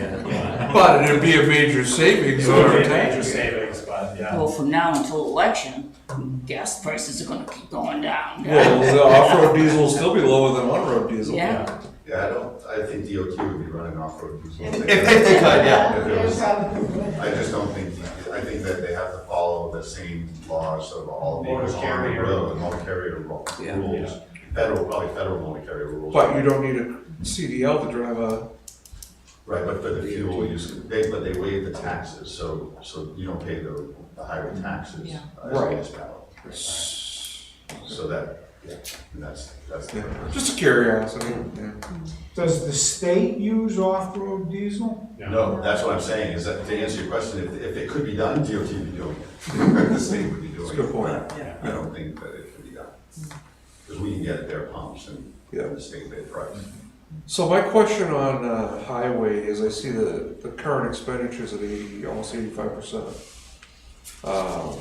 Is that, it seems a little, I know typically highway is always higher, but it just seems like it's higher than usual For this time of year. for this time of year, yeah. Are you seeing lines, particular lines? I don't have particular ones, I just have a summary. The summary report that goes out. I'm just curious if there was something major that occurred, if there were major expenditures. No, I mean, one of the bigger wrenches, you know, it all depends on when paving happens and gets accounted for. One salt purchase. Yeah, and I think we're good on salt. I think we're good on sand and salt. I think that they've had a couple of vehicle Yeah, issues. but we don't anticipate it overrunning by. Highway typically is one of the most underexpended portions of the Yeah, budget. it's usually right there on. Right. Yeah. That's why I was kind of curious about that. Well, Rob, to help you out on that, that's a good question. He did paving early this year. Usually it's into October. Okay, yeah. So it has screwed the number percentage a little bit, but I agree with Sean that number will be under that particular budget. Yeah, he chip sealed my road, that was great. Appreciate that. The other two things that he wanted to point out is that the Danforth Brook Road bridge has been on the red list. It's a culvert, but it's been on the red list for a while. He was hoping to get it on the state bridge aid program, but we found out that the state bridge aid program isn't being done. You can't put your name in. They take the red list now this year, and they're going to go over the red list and take the highest priority. And it's about 60 or so throughout the whole state that they're going to pick. So if they pick us, then they'll be back. They said they'll be back in touch with us. I think he said October, November. It's probably a pretty low priority. Yeah, it's been on the red list for quite a long time, so I don't know what the priority. But the plan is to wait for Yes. state funding. Yes, so he just wanted to put. Especially that portion. It wouldn't cover the whole thing, right? State bridge aid funding would cover a percentage of it, so we would have to offset it with something. I think it's an 80-20, That's what I please don't think hold too. me to that, because I haven't quite. got So that. yeah, they'll tell you you're up, but that just means that you've got to come up with, and it's great that they're coming up with money, but you've got to come up with that money in the next. I also believe that because I had started to look into that was one of my projects, and you gotta get your name in there. Yeah. No. But the system has changed The now. system's changed. They're just automatically looking at Your name is already in there. at the red list. Yeah. And they're picking the highest priority, they're picking about 60 of them, so. I'm sure they have they'll contact us. a If they get matrix. us. Oh, I'm sure. 60 Yeah. important ones in Score. that state. Yeah, I think there's like 240 bridges on that list. And that's our only red flagged Yes. passing in this town? That's the only one that's red flagged as far as the state is concerned. I don't believe there's any at the town levels anywhere. Is that due to deterioration or out of date design based on its compliance? or- Deterioration. It's a deterioration, okay. That's a great question, though. It's basically, Because I'm guaranteed it's probably gonna be, yeah, they call it a Bigger bridge. for It's something a lot bigger than it's it currently basically a giant culvert, Yeah. squash culvert. Yeah. But you know, it's a to-do to get it replaced. It's gonna be a big project.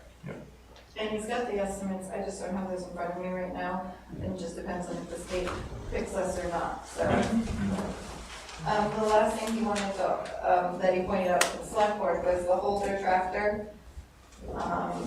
The last payment on the lease is November, of next year, which normally means you're done with it and you have to return it.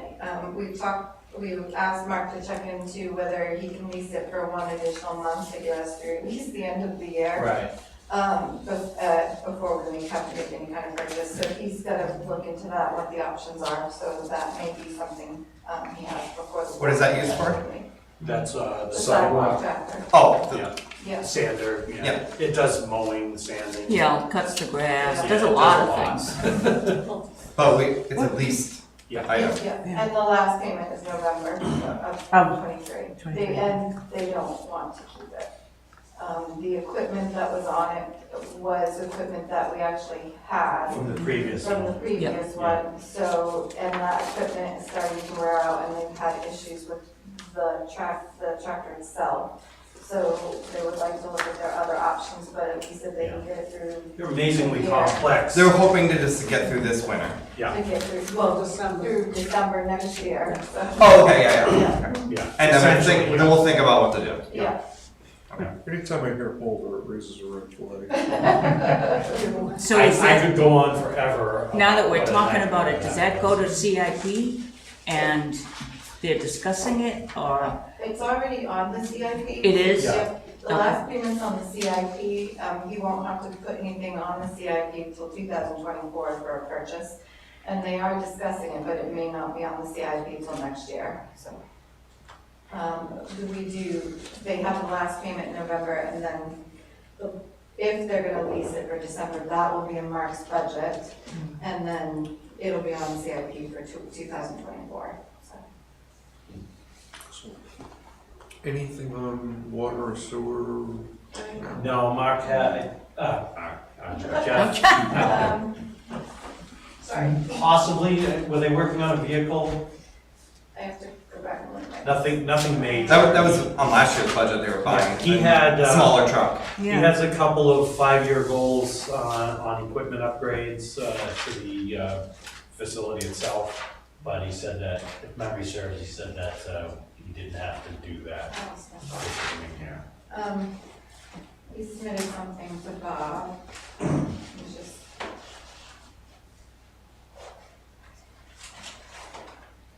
Can't read my tab, sorry.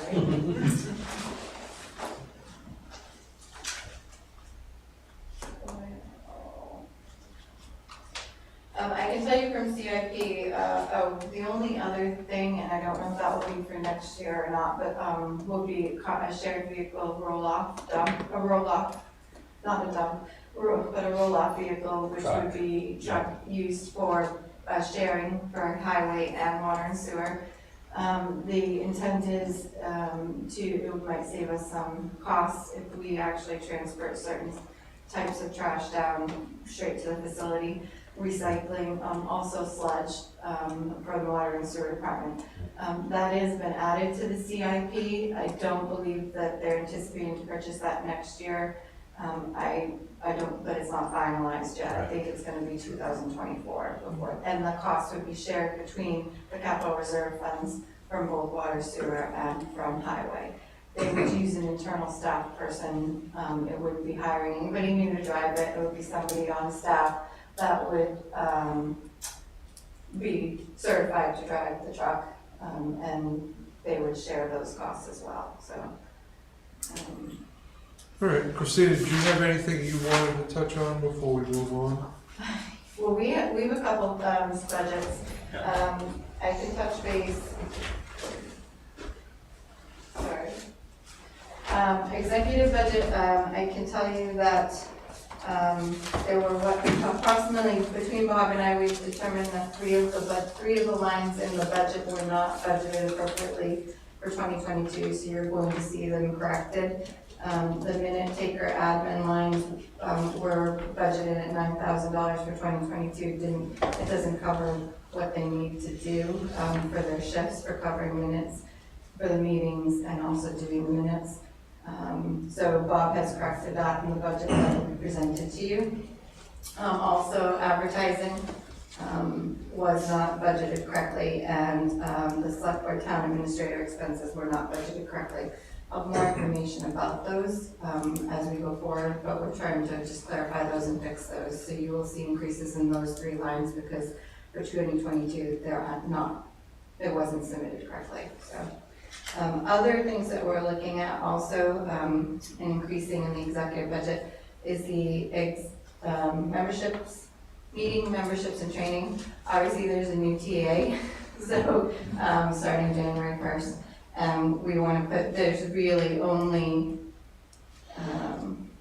$1,000 in meetings, memberships, and trainings. It doesn't cover some of the membership dues, and it will also cover some of the trainings that I would like to be able to take going forward next year to make sure that I'm doing everything that I need to do appropriately. So,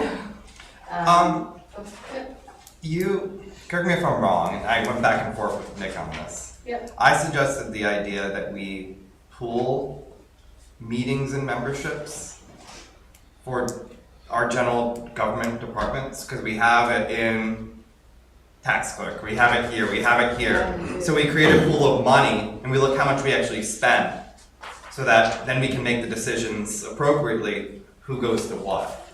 It seems like we budget here, we budget here. One person may use it, one person may use nothing that year. Yeah.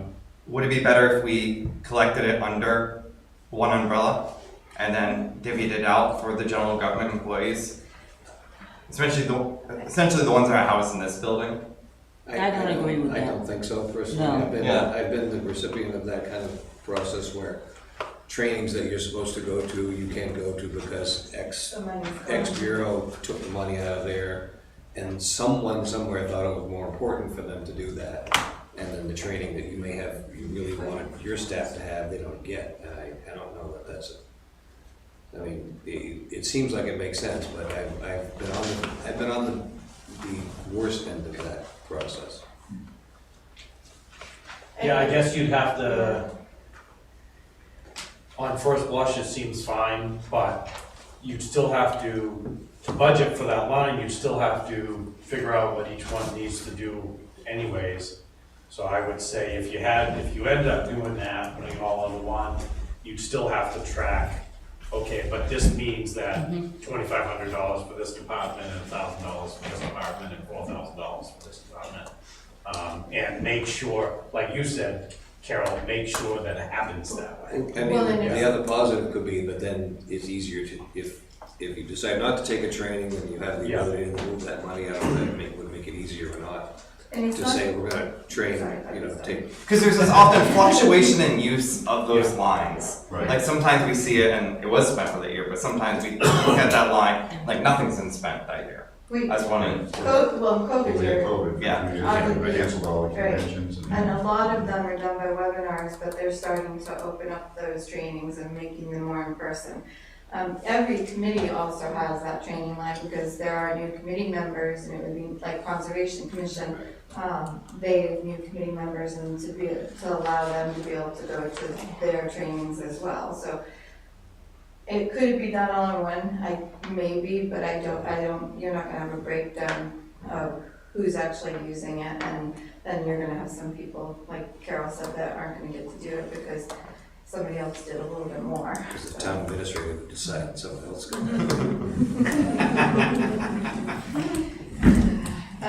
As far as the executive budget, anything else? The other thing that I'm working with Butch right now on, we haven't talked to the select board yet, is looking, obviously with the change in my position, there are some things that need to change and be shared and shuffled around that our department has done, which may not have, probably shouldn't have been there. They should have been in other departments. So we've already transitioned some, we're starting to transition some things now. Fire department's taking a couple of things, and then some of the other things will be shuffled upstairs. So we're looking at staffing as well, because with those things shuffling around, we're concerned that we don't want to overwhelm anybody.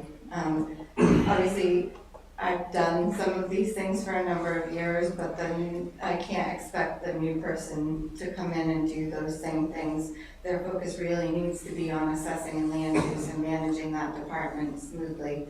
And it's going to be a huge learning curve for that department. It's all brand new people, so. You haven't hired anybody yet, right? No. And so staffing changes, we are looking at that. Nothing's been proposed to the select board yet. We haven't fine tuned anything, we know we have till Thursday with Bob.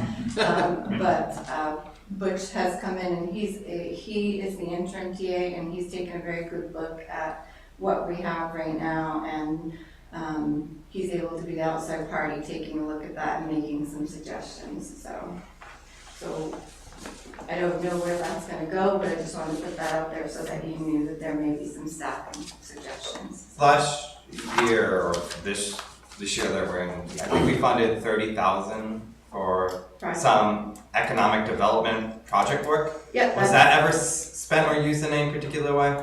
Right now, it hasn't been. We're also meeting with the select board next week about, there was a project that was contracted with, and it's budgeted out of the EDC project line. I don't believe it should have been there. I believe it should have been under the project manager, but we're gonna talk to the board about that. And that's something that's happening right now? Yeah, the business development site, which is currently helps get businesses, anybody who comes to the town of Bristol, encourages them to come to the town of Bristol, helps them get off the ground, with him, not so much setting them up at funds, but directing them where they can go to get things, what properties they can look at.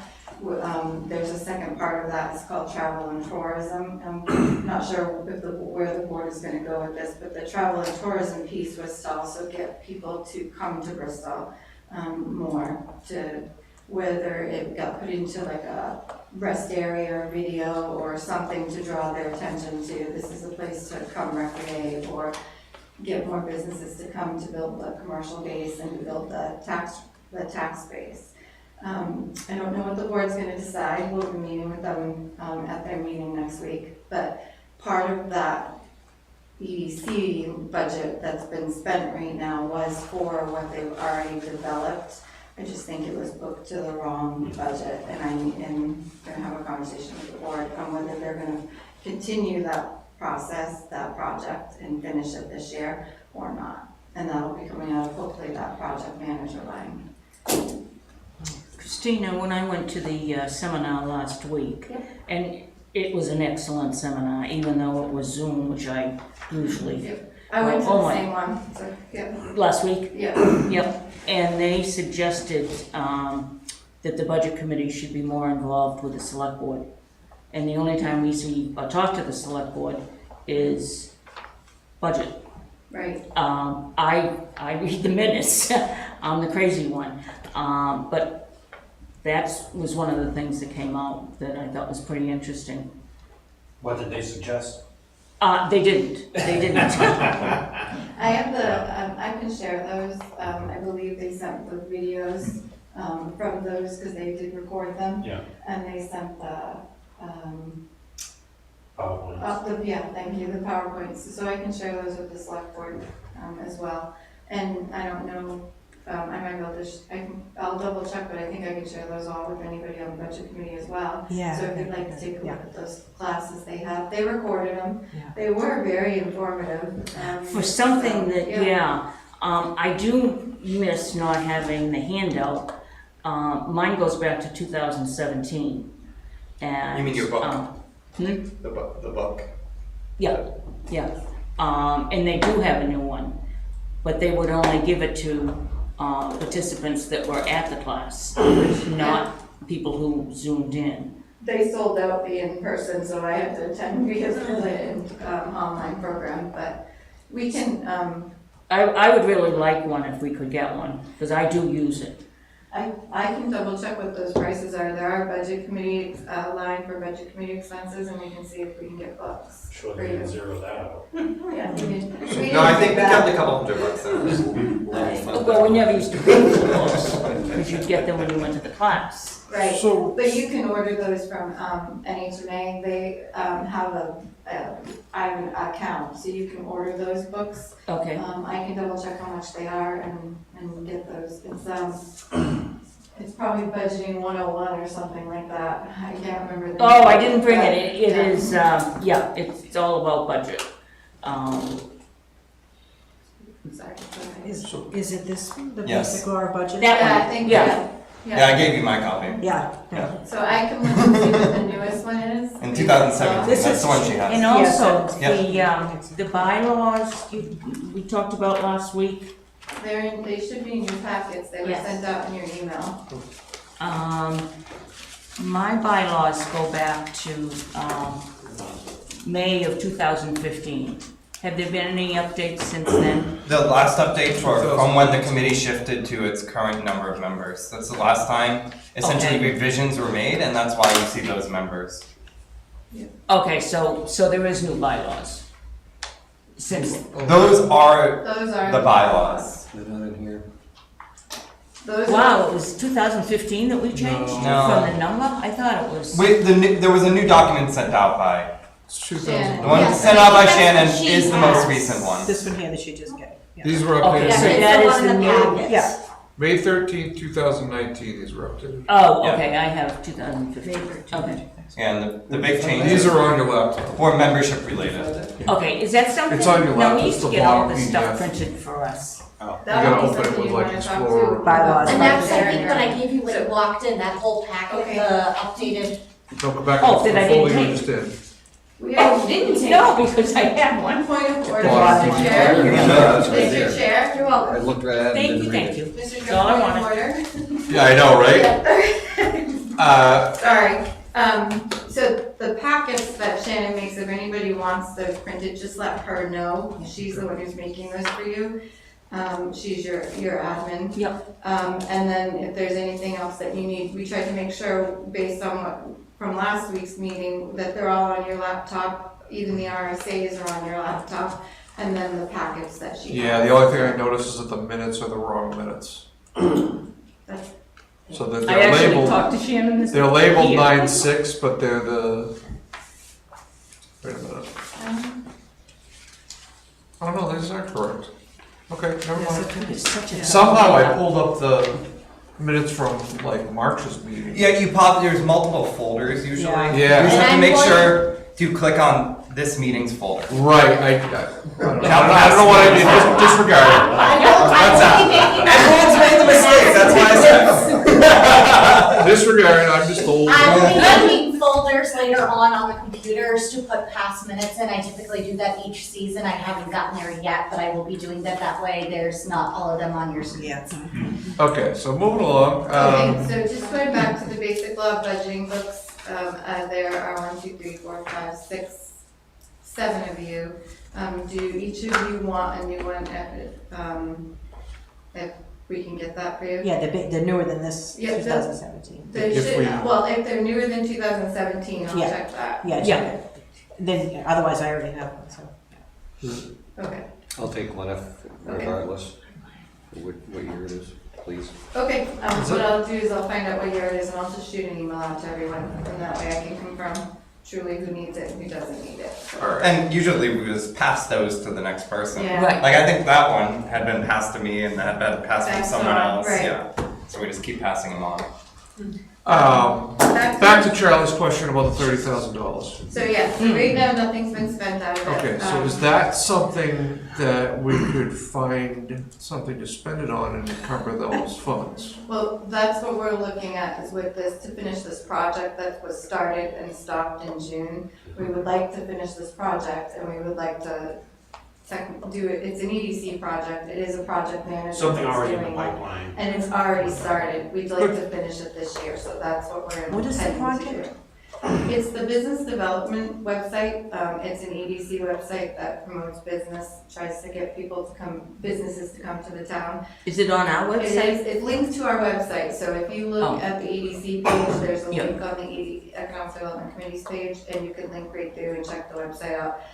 Unfortunately, it hasn't been updated since June, and that's why we feel, we've created this, we really need to clean this up, and we really need to finish the project, so we're gonna talk to the board about doing that.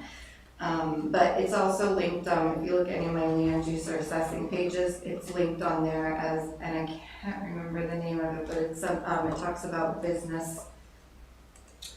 new business information or something like that, you can link from there, or straight from the economic development page, you can link from there. So you should definitely check it out. It's a nice page. Hoping, like I said, we're hoping to update it, finish it, make it be the whole picture. So. But when business owners, for example, contact the town, let's say the town manager, you would direct them towards this resource and website. That actually would be soliciting them before they even contact the town, try to get them to do that. And there is a contact form on there that is redirected to the whoever needs to answer their questions about the business. So it was some EDC began the project, and we would just want to get it cleaned up and finish it. So it's a pretty nice website. It just has a lot of information on there. I just like to see it updated. Anything else you want to touch on before I go to the questions? executive budget, no. That pretty much covers the things that we're seeing on the executive. Financial, finance, I don't know if Bob has anything to touch base on. It's gonna be low. So, he's gonna, it mainly leveled except for the 2022 cost of living increase that was approved. That will have to be added in there, but otherwise it will be level funded for everything else. So. Property appraisal, the only thing that's I'm gonna try to keep it as level funded as possible, the budget. There is a possibility contract services may have to go up a little bit because there is a lot of work that I do on assessing that this new person's gonna need a learning curve. So it may have to go up to have the assessors do a little bit more work for this person until they're fully up and trained. I'm hoping not to. I've been looking at the budget and I think I can keep it hopefully the same budget, but I'm gonna talk to the assessing firm to make sure. So. Do you put that company out to bid? We do. We're locked in a contract right now with them. We did, the last time we put it out to bid, I think we're in a 3-year contract, and I have to double check when that expires. I don't know off the top of my head. I think this next year is the 3rd year, so normally we do put it out to bid.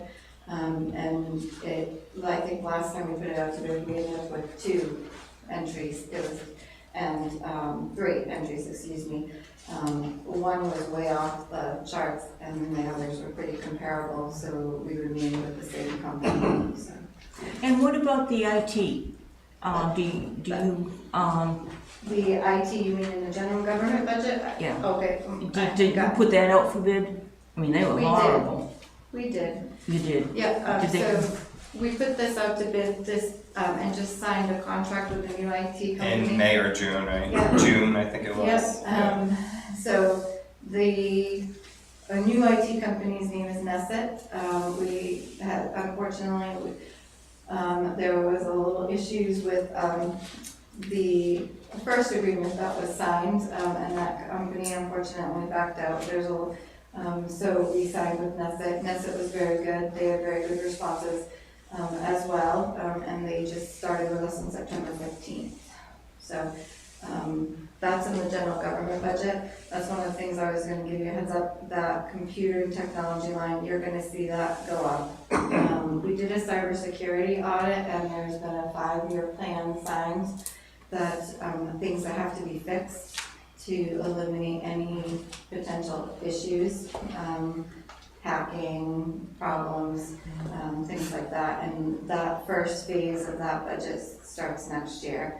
So along with the IT company, you've got that, you've got all of our software in that line, and now the cybersecurity costs. So that line is going to go up substantially. I don't know what the exact line will be, but that's just to let you know that's going to be a big one. So, property appraisal, that's the only thing that I see changing is the contract. Legal, we're level funding that. Where are we at? What? Where are we at on legal? I don't even have that. Do you, Bob? Yeah, we're at 50%. yeah, 50%, which is a lot better in years. Amazing. It's amazing. Well, That's the lowest. so- it's ever Well, been. I thought so too when I went, legal? Are you kidding me? That's awesome. Yeah, so Yeah, we right. the attorney attendant attending a few land use meetings coming up, just so you know. Other, personnel, do you have anything, Bob, on that? We'll know workman's comp numbers at the end of October, along with health trust numbers for health insurance. And so that's mostly personnel, and the biggest one, it'll be up to the board whether increases in pay. Right, So that would be in personnel. That's involved in personnel, so. So we will know more about that when we come back to present that budget officially to you. We just don't know where that is right now, so. I noticed that the beach expense was high, and we were not able to get the inmates to groom the beaches during COVID. Were the inmates involved in grooming the beaches? It just seemed like they were. No, I think the beach budget just basically spent out for the year, because we're done with the beaches this year. So you're gonna spend that beach budget essentially out by September 1st. Right. Those monies aren't even coming out of that. Not that, we don't pay for them to the prisoners. No, beach expenses are strictly the beach attendants. It's just the attendance And well, materials, if they're to Materials. replace them. Right, and lines coming in and Yeah, out. lines coming in and out, but the maintenance of the beach doesn't come out of that. Right. So, What, like, didn't we put stairs in a couple years ago or something? that would have been budgeted as a. That, would that not go under beaches? That was a project. That was a project, I believe, yep, a couple of years ago. Put the stairs in, fix the erosion off of the far end of Cummings, or Those the Cummings, beginning of Cummings. So that would have been a project, yep. Planning board, zoning board, their only changes are some increase in advertising printing. They are offset, their costs are offset by the revenues that come in, but we found that we had level funded them for the past couple of years, and their cases are not slowing down. So we've increased them a little bit so that we can actually meet the cost of the advertising and printing up front. And then most of that should be all offset by revenues, so. General government, the three things on here are, I already talked to you about technology and computer management. Electricity, we don't know quite where that's at, but that we anticipate that's gonna be an increase. And then the other thing, and this actually came from Butch as a suggestion, hasn't gone to the board yet, but we often have quite a few projects that we're looking at and things that need to be reviewed, Danforth, Brook Culvert, those kinds of things, and we are using an engineer who hasn't been charging us, hasn't always charged us, because the anticipation is that we will go forward with the project and his costs can be billed out of those projects. That doesn't always happen, and we've been using him a lot more, and we feel that there should be some type of engineering or surveying line here, because we've had to survey roads before and not had a place that we could put it in the budget. So we're talking about putting it in here. I don't know what that number will be yet, but we are talking about putting it in here if the board agrees, so. Please, I've already seen, I just have to remind myself budgets.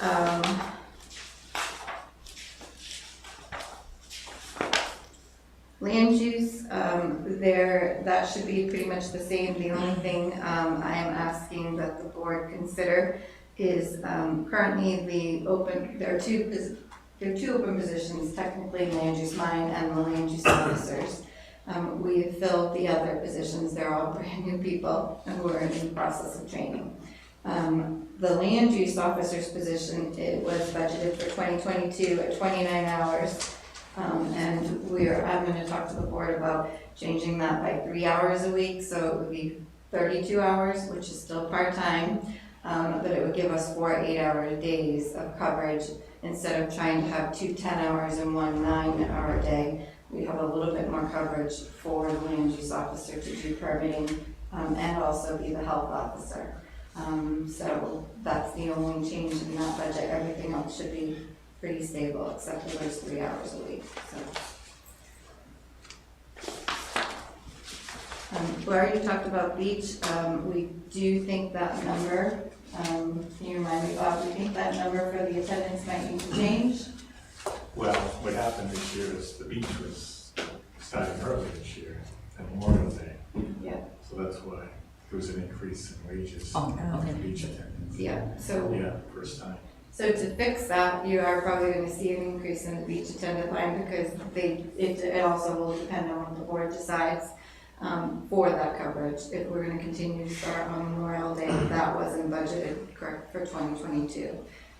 So that's why that line was slightly over, so.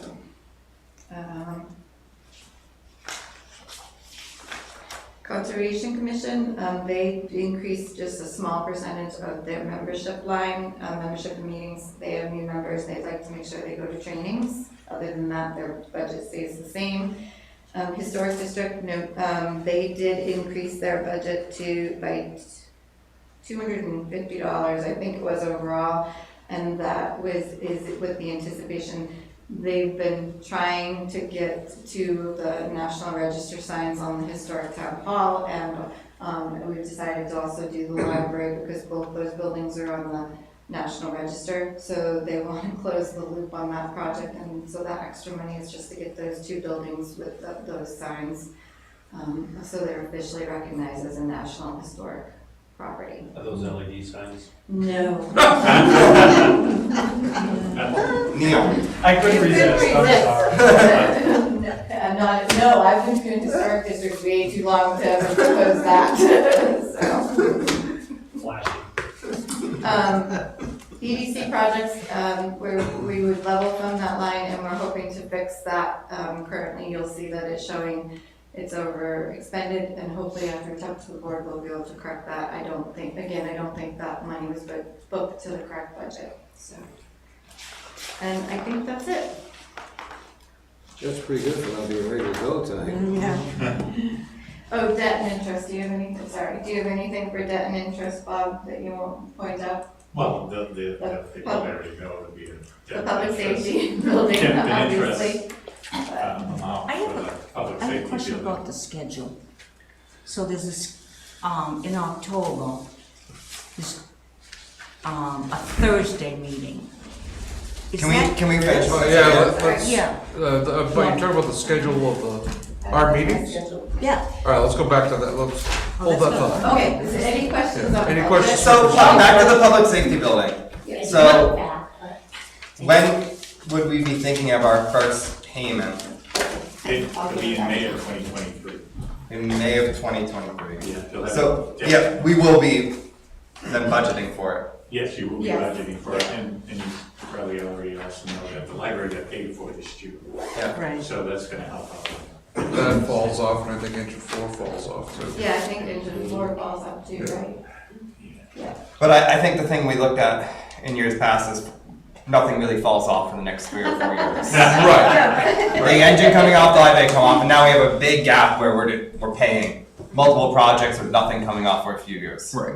I think it was 4 years, nothing comes off, I think it's what we. And that's the bridge, right, I think? I think it was, One of the water. The water project Water downtown. projects, Yeah.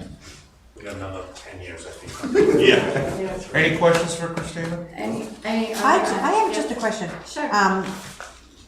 Chief, you said you're getting a lot of good reception with your cell phones and your, Because it's AT&T, FirstNet, the tower that was put up here is AT&T. okay, It's because just- a lot of other people aren't getting a lot of good Yeah. reception. Verizon, you have the same port. I can Yeah. fill you in on that I after can, that. I can also tell you that the Verizon, we've talked to them and they will not be able to be on the tower until next spring.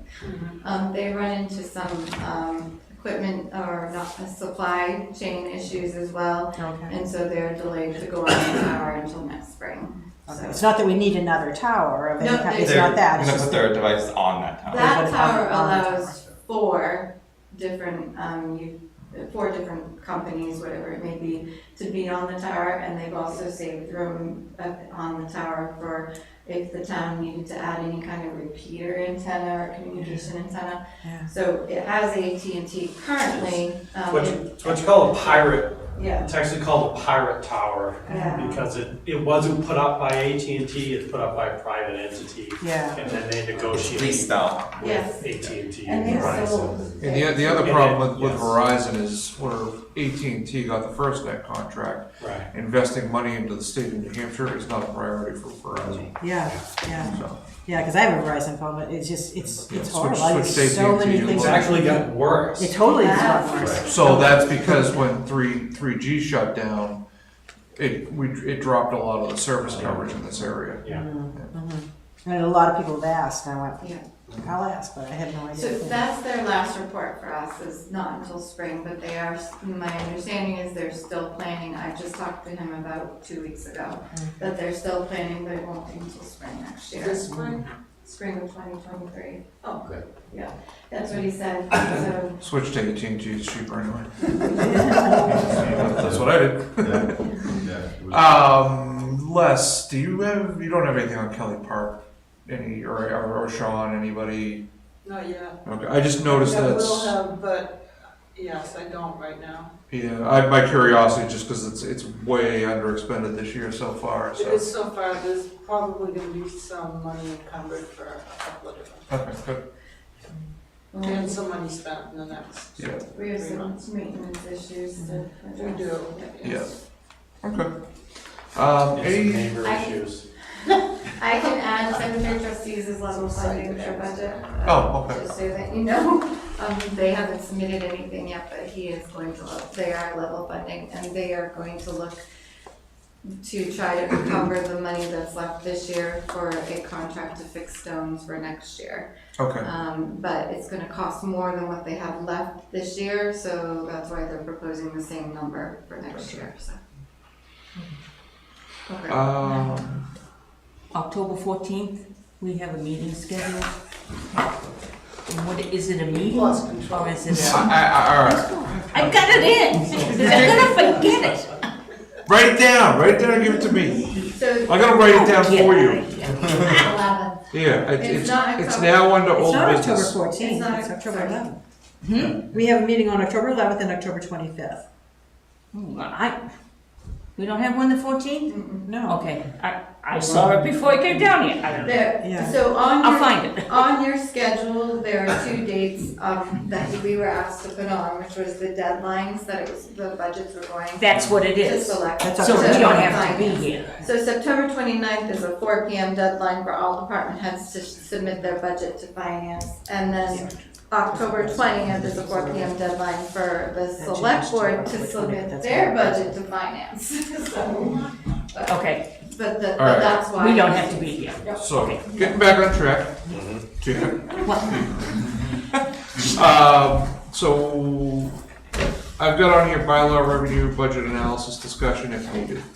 Anything anybody wants to bring up under that? I've looked through the bylaws, I don't see any reason to change anything. I think we should leave it as is. I don't know how everyone else feels. I'd like to put it up till I actually have a chance to go over it again. We just got this today, I hadn't really gone through it. Yeah. So can we postpone this table until, that, yeah. table it until next, Yes, yeah. we can put that all on old business for Yeah. next meeting. And pretty much everything there is kind of the same. Yeah. Yeah. Anything else under new business before we move on?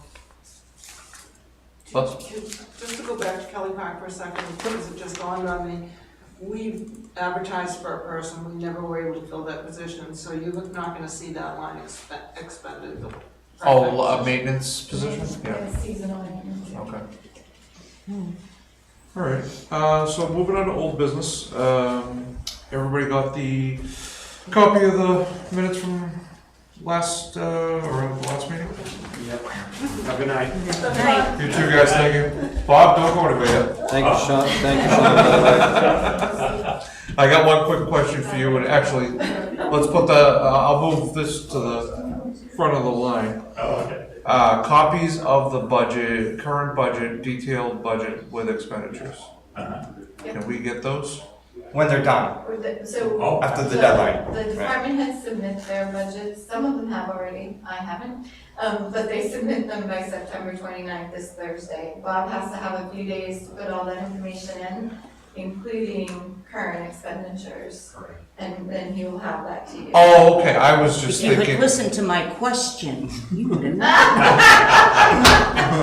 I was just thinking, as just the current, not with the request for next year. Oh, I'd love that. Oh, the current budget is, we said. Yeah, I'd love that. Yeah, that's all I'm asking for. I'm not asking for it with their, We sent you the summary, but we didn't send the current budget, we Yeah. just sent you the summary. I'm looking for the breakdown, that's what, because that's what we had talked about. And the breakdown will be on the new. one when it Right, but I'm comes just out, saying yeah. in anticipation of that, because we're still, by the time Bob gets that together, and he's only human. Right. I mean, the deadline is Thursday, so He maybe for the next meeting. Unfortunately, Bob has to have it turned around for the select board for October. the next meeting, which is next Thursday. So Okay. he would have that If- done soon as. I'm sure we can wait till then if that'll make it easier for you. Yeah. Yeah, okay. All right, you may go now. Are you talking about That's easy. expenditures or the budget that was approved? Can you print The it? approved budget with Yeah. current And leave it in the mail expenditures. list? Yeah. So you leave that for you, Shannon.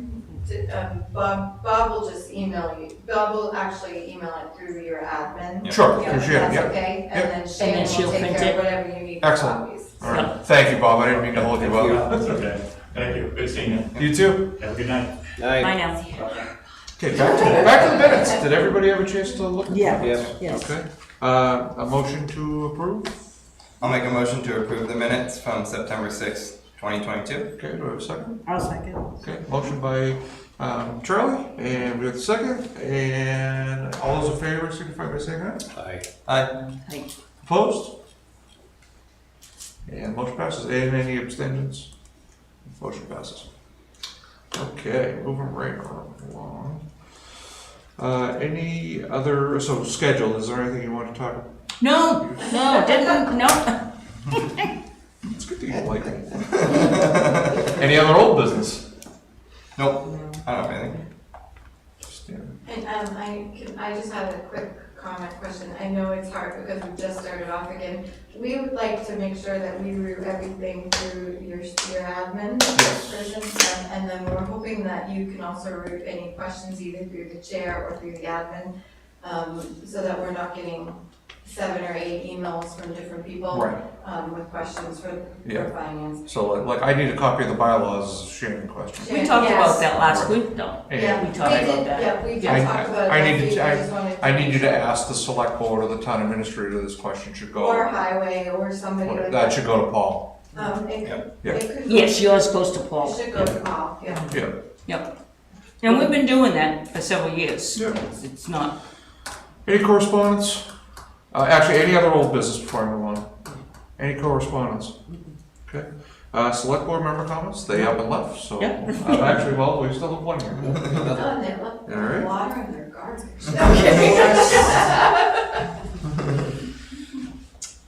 Christina, I think you've probably covered everything you need to cover. I think so.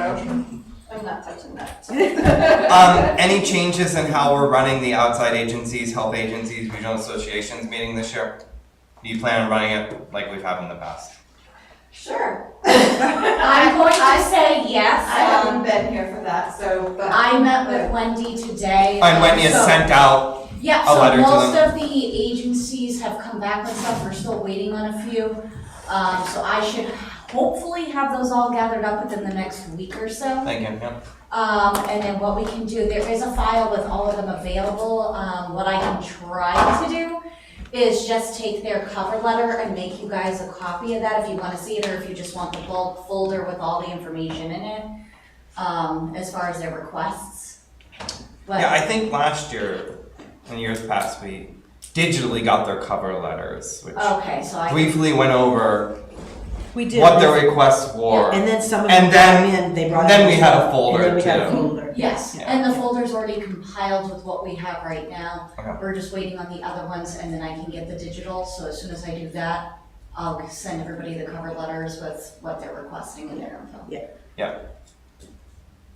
I will be here for that meeting, but unfortunately I haven't been to one before, so, wasn't sure how you. take no dose.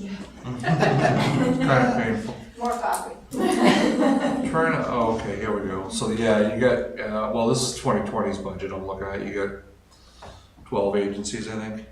Yeah. Yeah, and we usually have all 10 of the 12 show up. And is it? Well, Red Cross, we got rid of Red Cross a long time ago because they never showed up. Is it regional agencies or is it things like that? So you get Transport Central, Tri-County Cap, Grafton County Senior, Citizens Council, Tri-County Cap, Energy Services, Voices Against Violence, Lakes Region Mental Health, Pembroke River Local Advisory Committee, Katie, which is Yeah, those are, so that's outside agencies. Court Advocacy.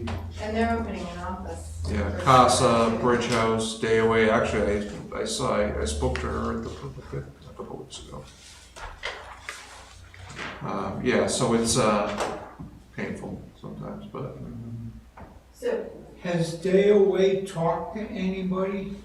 no, I don't know. I don't know yet either, because I haven't gotten a hold of the file yet until we have them all compiled, so I can just do it all at once. Is that back up and functioning now? It's functioning, but I haven't heard about it coming to the Yeah. town looking for anything. Because it was a great program, but I imagine Yep. COVID they must have had to shut down. I It tell was you what, limited. I've got early stage dementia because of the myasthenia gravis. And I hope that's there if I ever need it. And I know other people that used it, and regardless, I will speak for it and champion if it comes to it. Yep. No, it's a great program. Do It's they- in the basement of the Sure. Grace Chapel. Yep. Oh, It's a it's activities kind of thing. oh, I didn't even know that. Get out of the house. Yeah, Hey, it gives the that's caregivers very a break. Yeah. Very difficult if you've got a family member that has to have that 24-hour-a-day attention. You can't even go shopping, you can't do anything with them. It's good for It's the. nice to be able to bring them Yep. there and know they're gonna be well cared for while you do something, go to a It's doctor. good for the careger and it's good for the Yep. person too. Yep, Nice. it's good for them because it gives them some socializing. Yep. And I have a good friend and his wife. Just don't leave, okay? Because I got a question. I just have a question based on, is it just outside agencies that you hear? When we, and because, point of clarity for my purposes, I'm sorry. You also have like NANA is health agencies. Nana always Nana comes. comes. Nana. They didn't show up last week. No, Nana Oh, came. they did? Yeah. I don't know They've why come every Nana's year. not. I'm So not. I've been on. So I'm looking at the 2021 proposed budget, but they're not in there. Yeah. Well, it's under health agencies. They have their own essentially part of the budget that's only Nana. Yes, that's Only right. one line. Yeah, I forgot about that. You're 4415, right. if And you then go back. regional associations, I think it's 4 lines or 3 lines or something Right. like that. It's not many lines either. Lakes Region Planning Commission, Municipal Association, they won't, those people Oh, yeah. won't be here. Pascagoula Garden Club and Newfoundland Region Association. Yeah, and Okay. They come. yeah. they come. Yeah. They come. So about half of those people come. Yeah, okay, just, Don't that come, was they'll just get a money. point of clarity. Yeah, Thank you. they all do. Yeah. Yeah. Okay. And I think Wendy reaches out to all of them. Yeah, she sends out the feelers, they Yeah. send back with their requests, and then that's when we do the compiling and sorting. Yeah, yeah. Yeah. Yeah. Cool. Thank you. Anything else?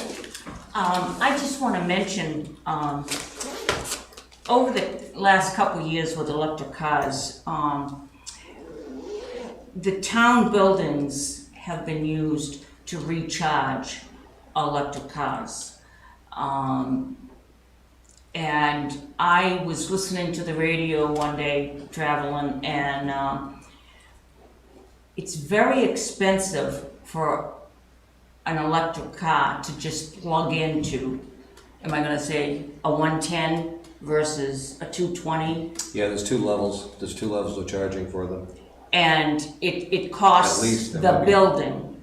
How have they been playing? How are they I was doing gonna say, that? The only building that they could have, Yeah. that I can think of do that would have been the library, but the library has now put some type of covers, locks on their outlets because of some other issues that we had. I don't know, and I don't know of any others right now. I just thought They shouldn't be. the selectmen maybe should sometimes say to the department heads, because it needs approval by a department head. Let's talk about that. Wasn't there some kind of proposal for electric charging stations? Yeah. There was, we heard something like that, there was supposed to be 2 or 3. There was Do never, a yeah. Volkswagen, Yeah. the Volkswagen But side. those would be, you'd have to pay that. Nobody, no, the building wouldn't pay it, no, nobody in there. Right, those You're are gonna have to charged, pay it. they're charged per use. Yeah, exactly. Yeah. Yeah, not in Hooksett though. They are Hooksett's still for- free. Well, that's I don't know salvage, what the right? status is of Yeah. that, I do believe that economic development I should committee have was known, yeah. permission to receive that grant. Yeah. But there were certain things that can't were say that on discussed in the camera. process that they weren't sure how it would be funded, so I don't, I think that might be on hold. That's abandoned for now, yeah. That's on hold for You now. got I it. think it's on I hold. don't think the electric cars are gonna work out anyway. I really don't. Not here, nowhere's near here. Put it on my list. It actually Well, came we'll up at a talk, meeting. we'll talk about here. that. That shouldn't be happening. No. If I that's don't- happening, do you know where, when, who? I'd rather not say, if you don't mind. I don't mind, but. I'm not yeah. lying. No, no, I'm not saying you're right. I'm not but it that would be good- creative. yeah, I mean, if we know how it's happening, then we can prevent it. Yeah. Nobody should be getting free electricity to charge a car from down the road. Right. Obviously, that's kind of a no-brainer. And 20 minutes down the road, there's like, what, 12 charges at Hooksett that they had to pass by. Well, they have an Ashland too, so they. Oh, they're in Ashland, they're in Ashland, Lincoln, they're and everywhere. they're in Meredith. Right, but they're Those not- are all they're not- funded that's- by Alex Ray. You gotta drive there if you're not out of charge. Well, until the rates go sky high, why would they even consider paying for something like that? That's gonna be a hardship for your town. I mean, Sure, no, You know, it's, no, there's no way. because that means someone's gonna pick up that tab. But it It's not can gonna be- blend in Correct. with the electric Right. rates are increasing, and that might be an easier way to bring it up to people. Just get a trailer behind your electric car with a generator. That's it. Yeah, yeah. See what you can have find dinner? out, Christina. We haven't been out Says partying all day, you know. Yes, You dear. can Do a little back. No, I haven't A been. little backroom You've been out investigation. schmoozing. Me? Yeah. I'm playing golf. That's schmoozing.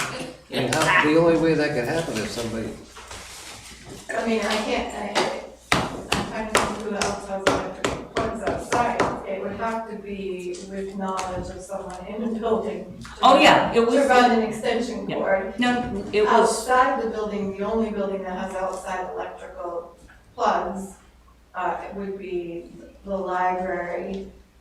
And that, they've now covered those because of a different issue, so. there you But go. I will certainly, yeah. I'll make a motion to adjourn the meeting. Do I have a second? Motion by Charlie, second by Susan to adjourn. Nice having you chairman again. Just for a day. Yeah, just for a day. All those in favor? Aye. Adjourned. thank you. I'm all dead.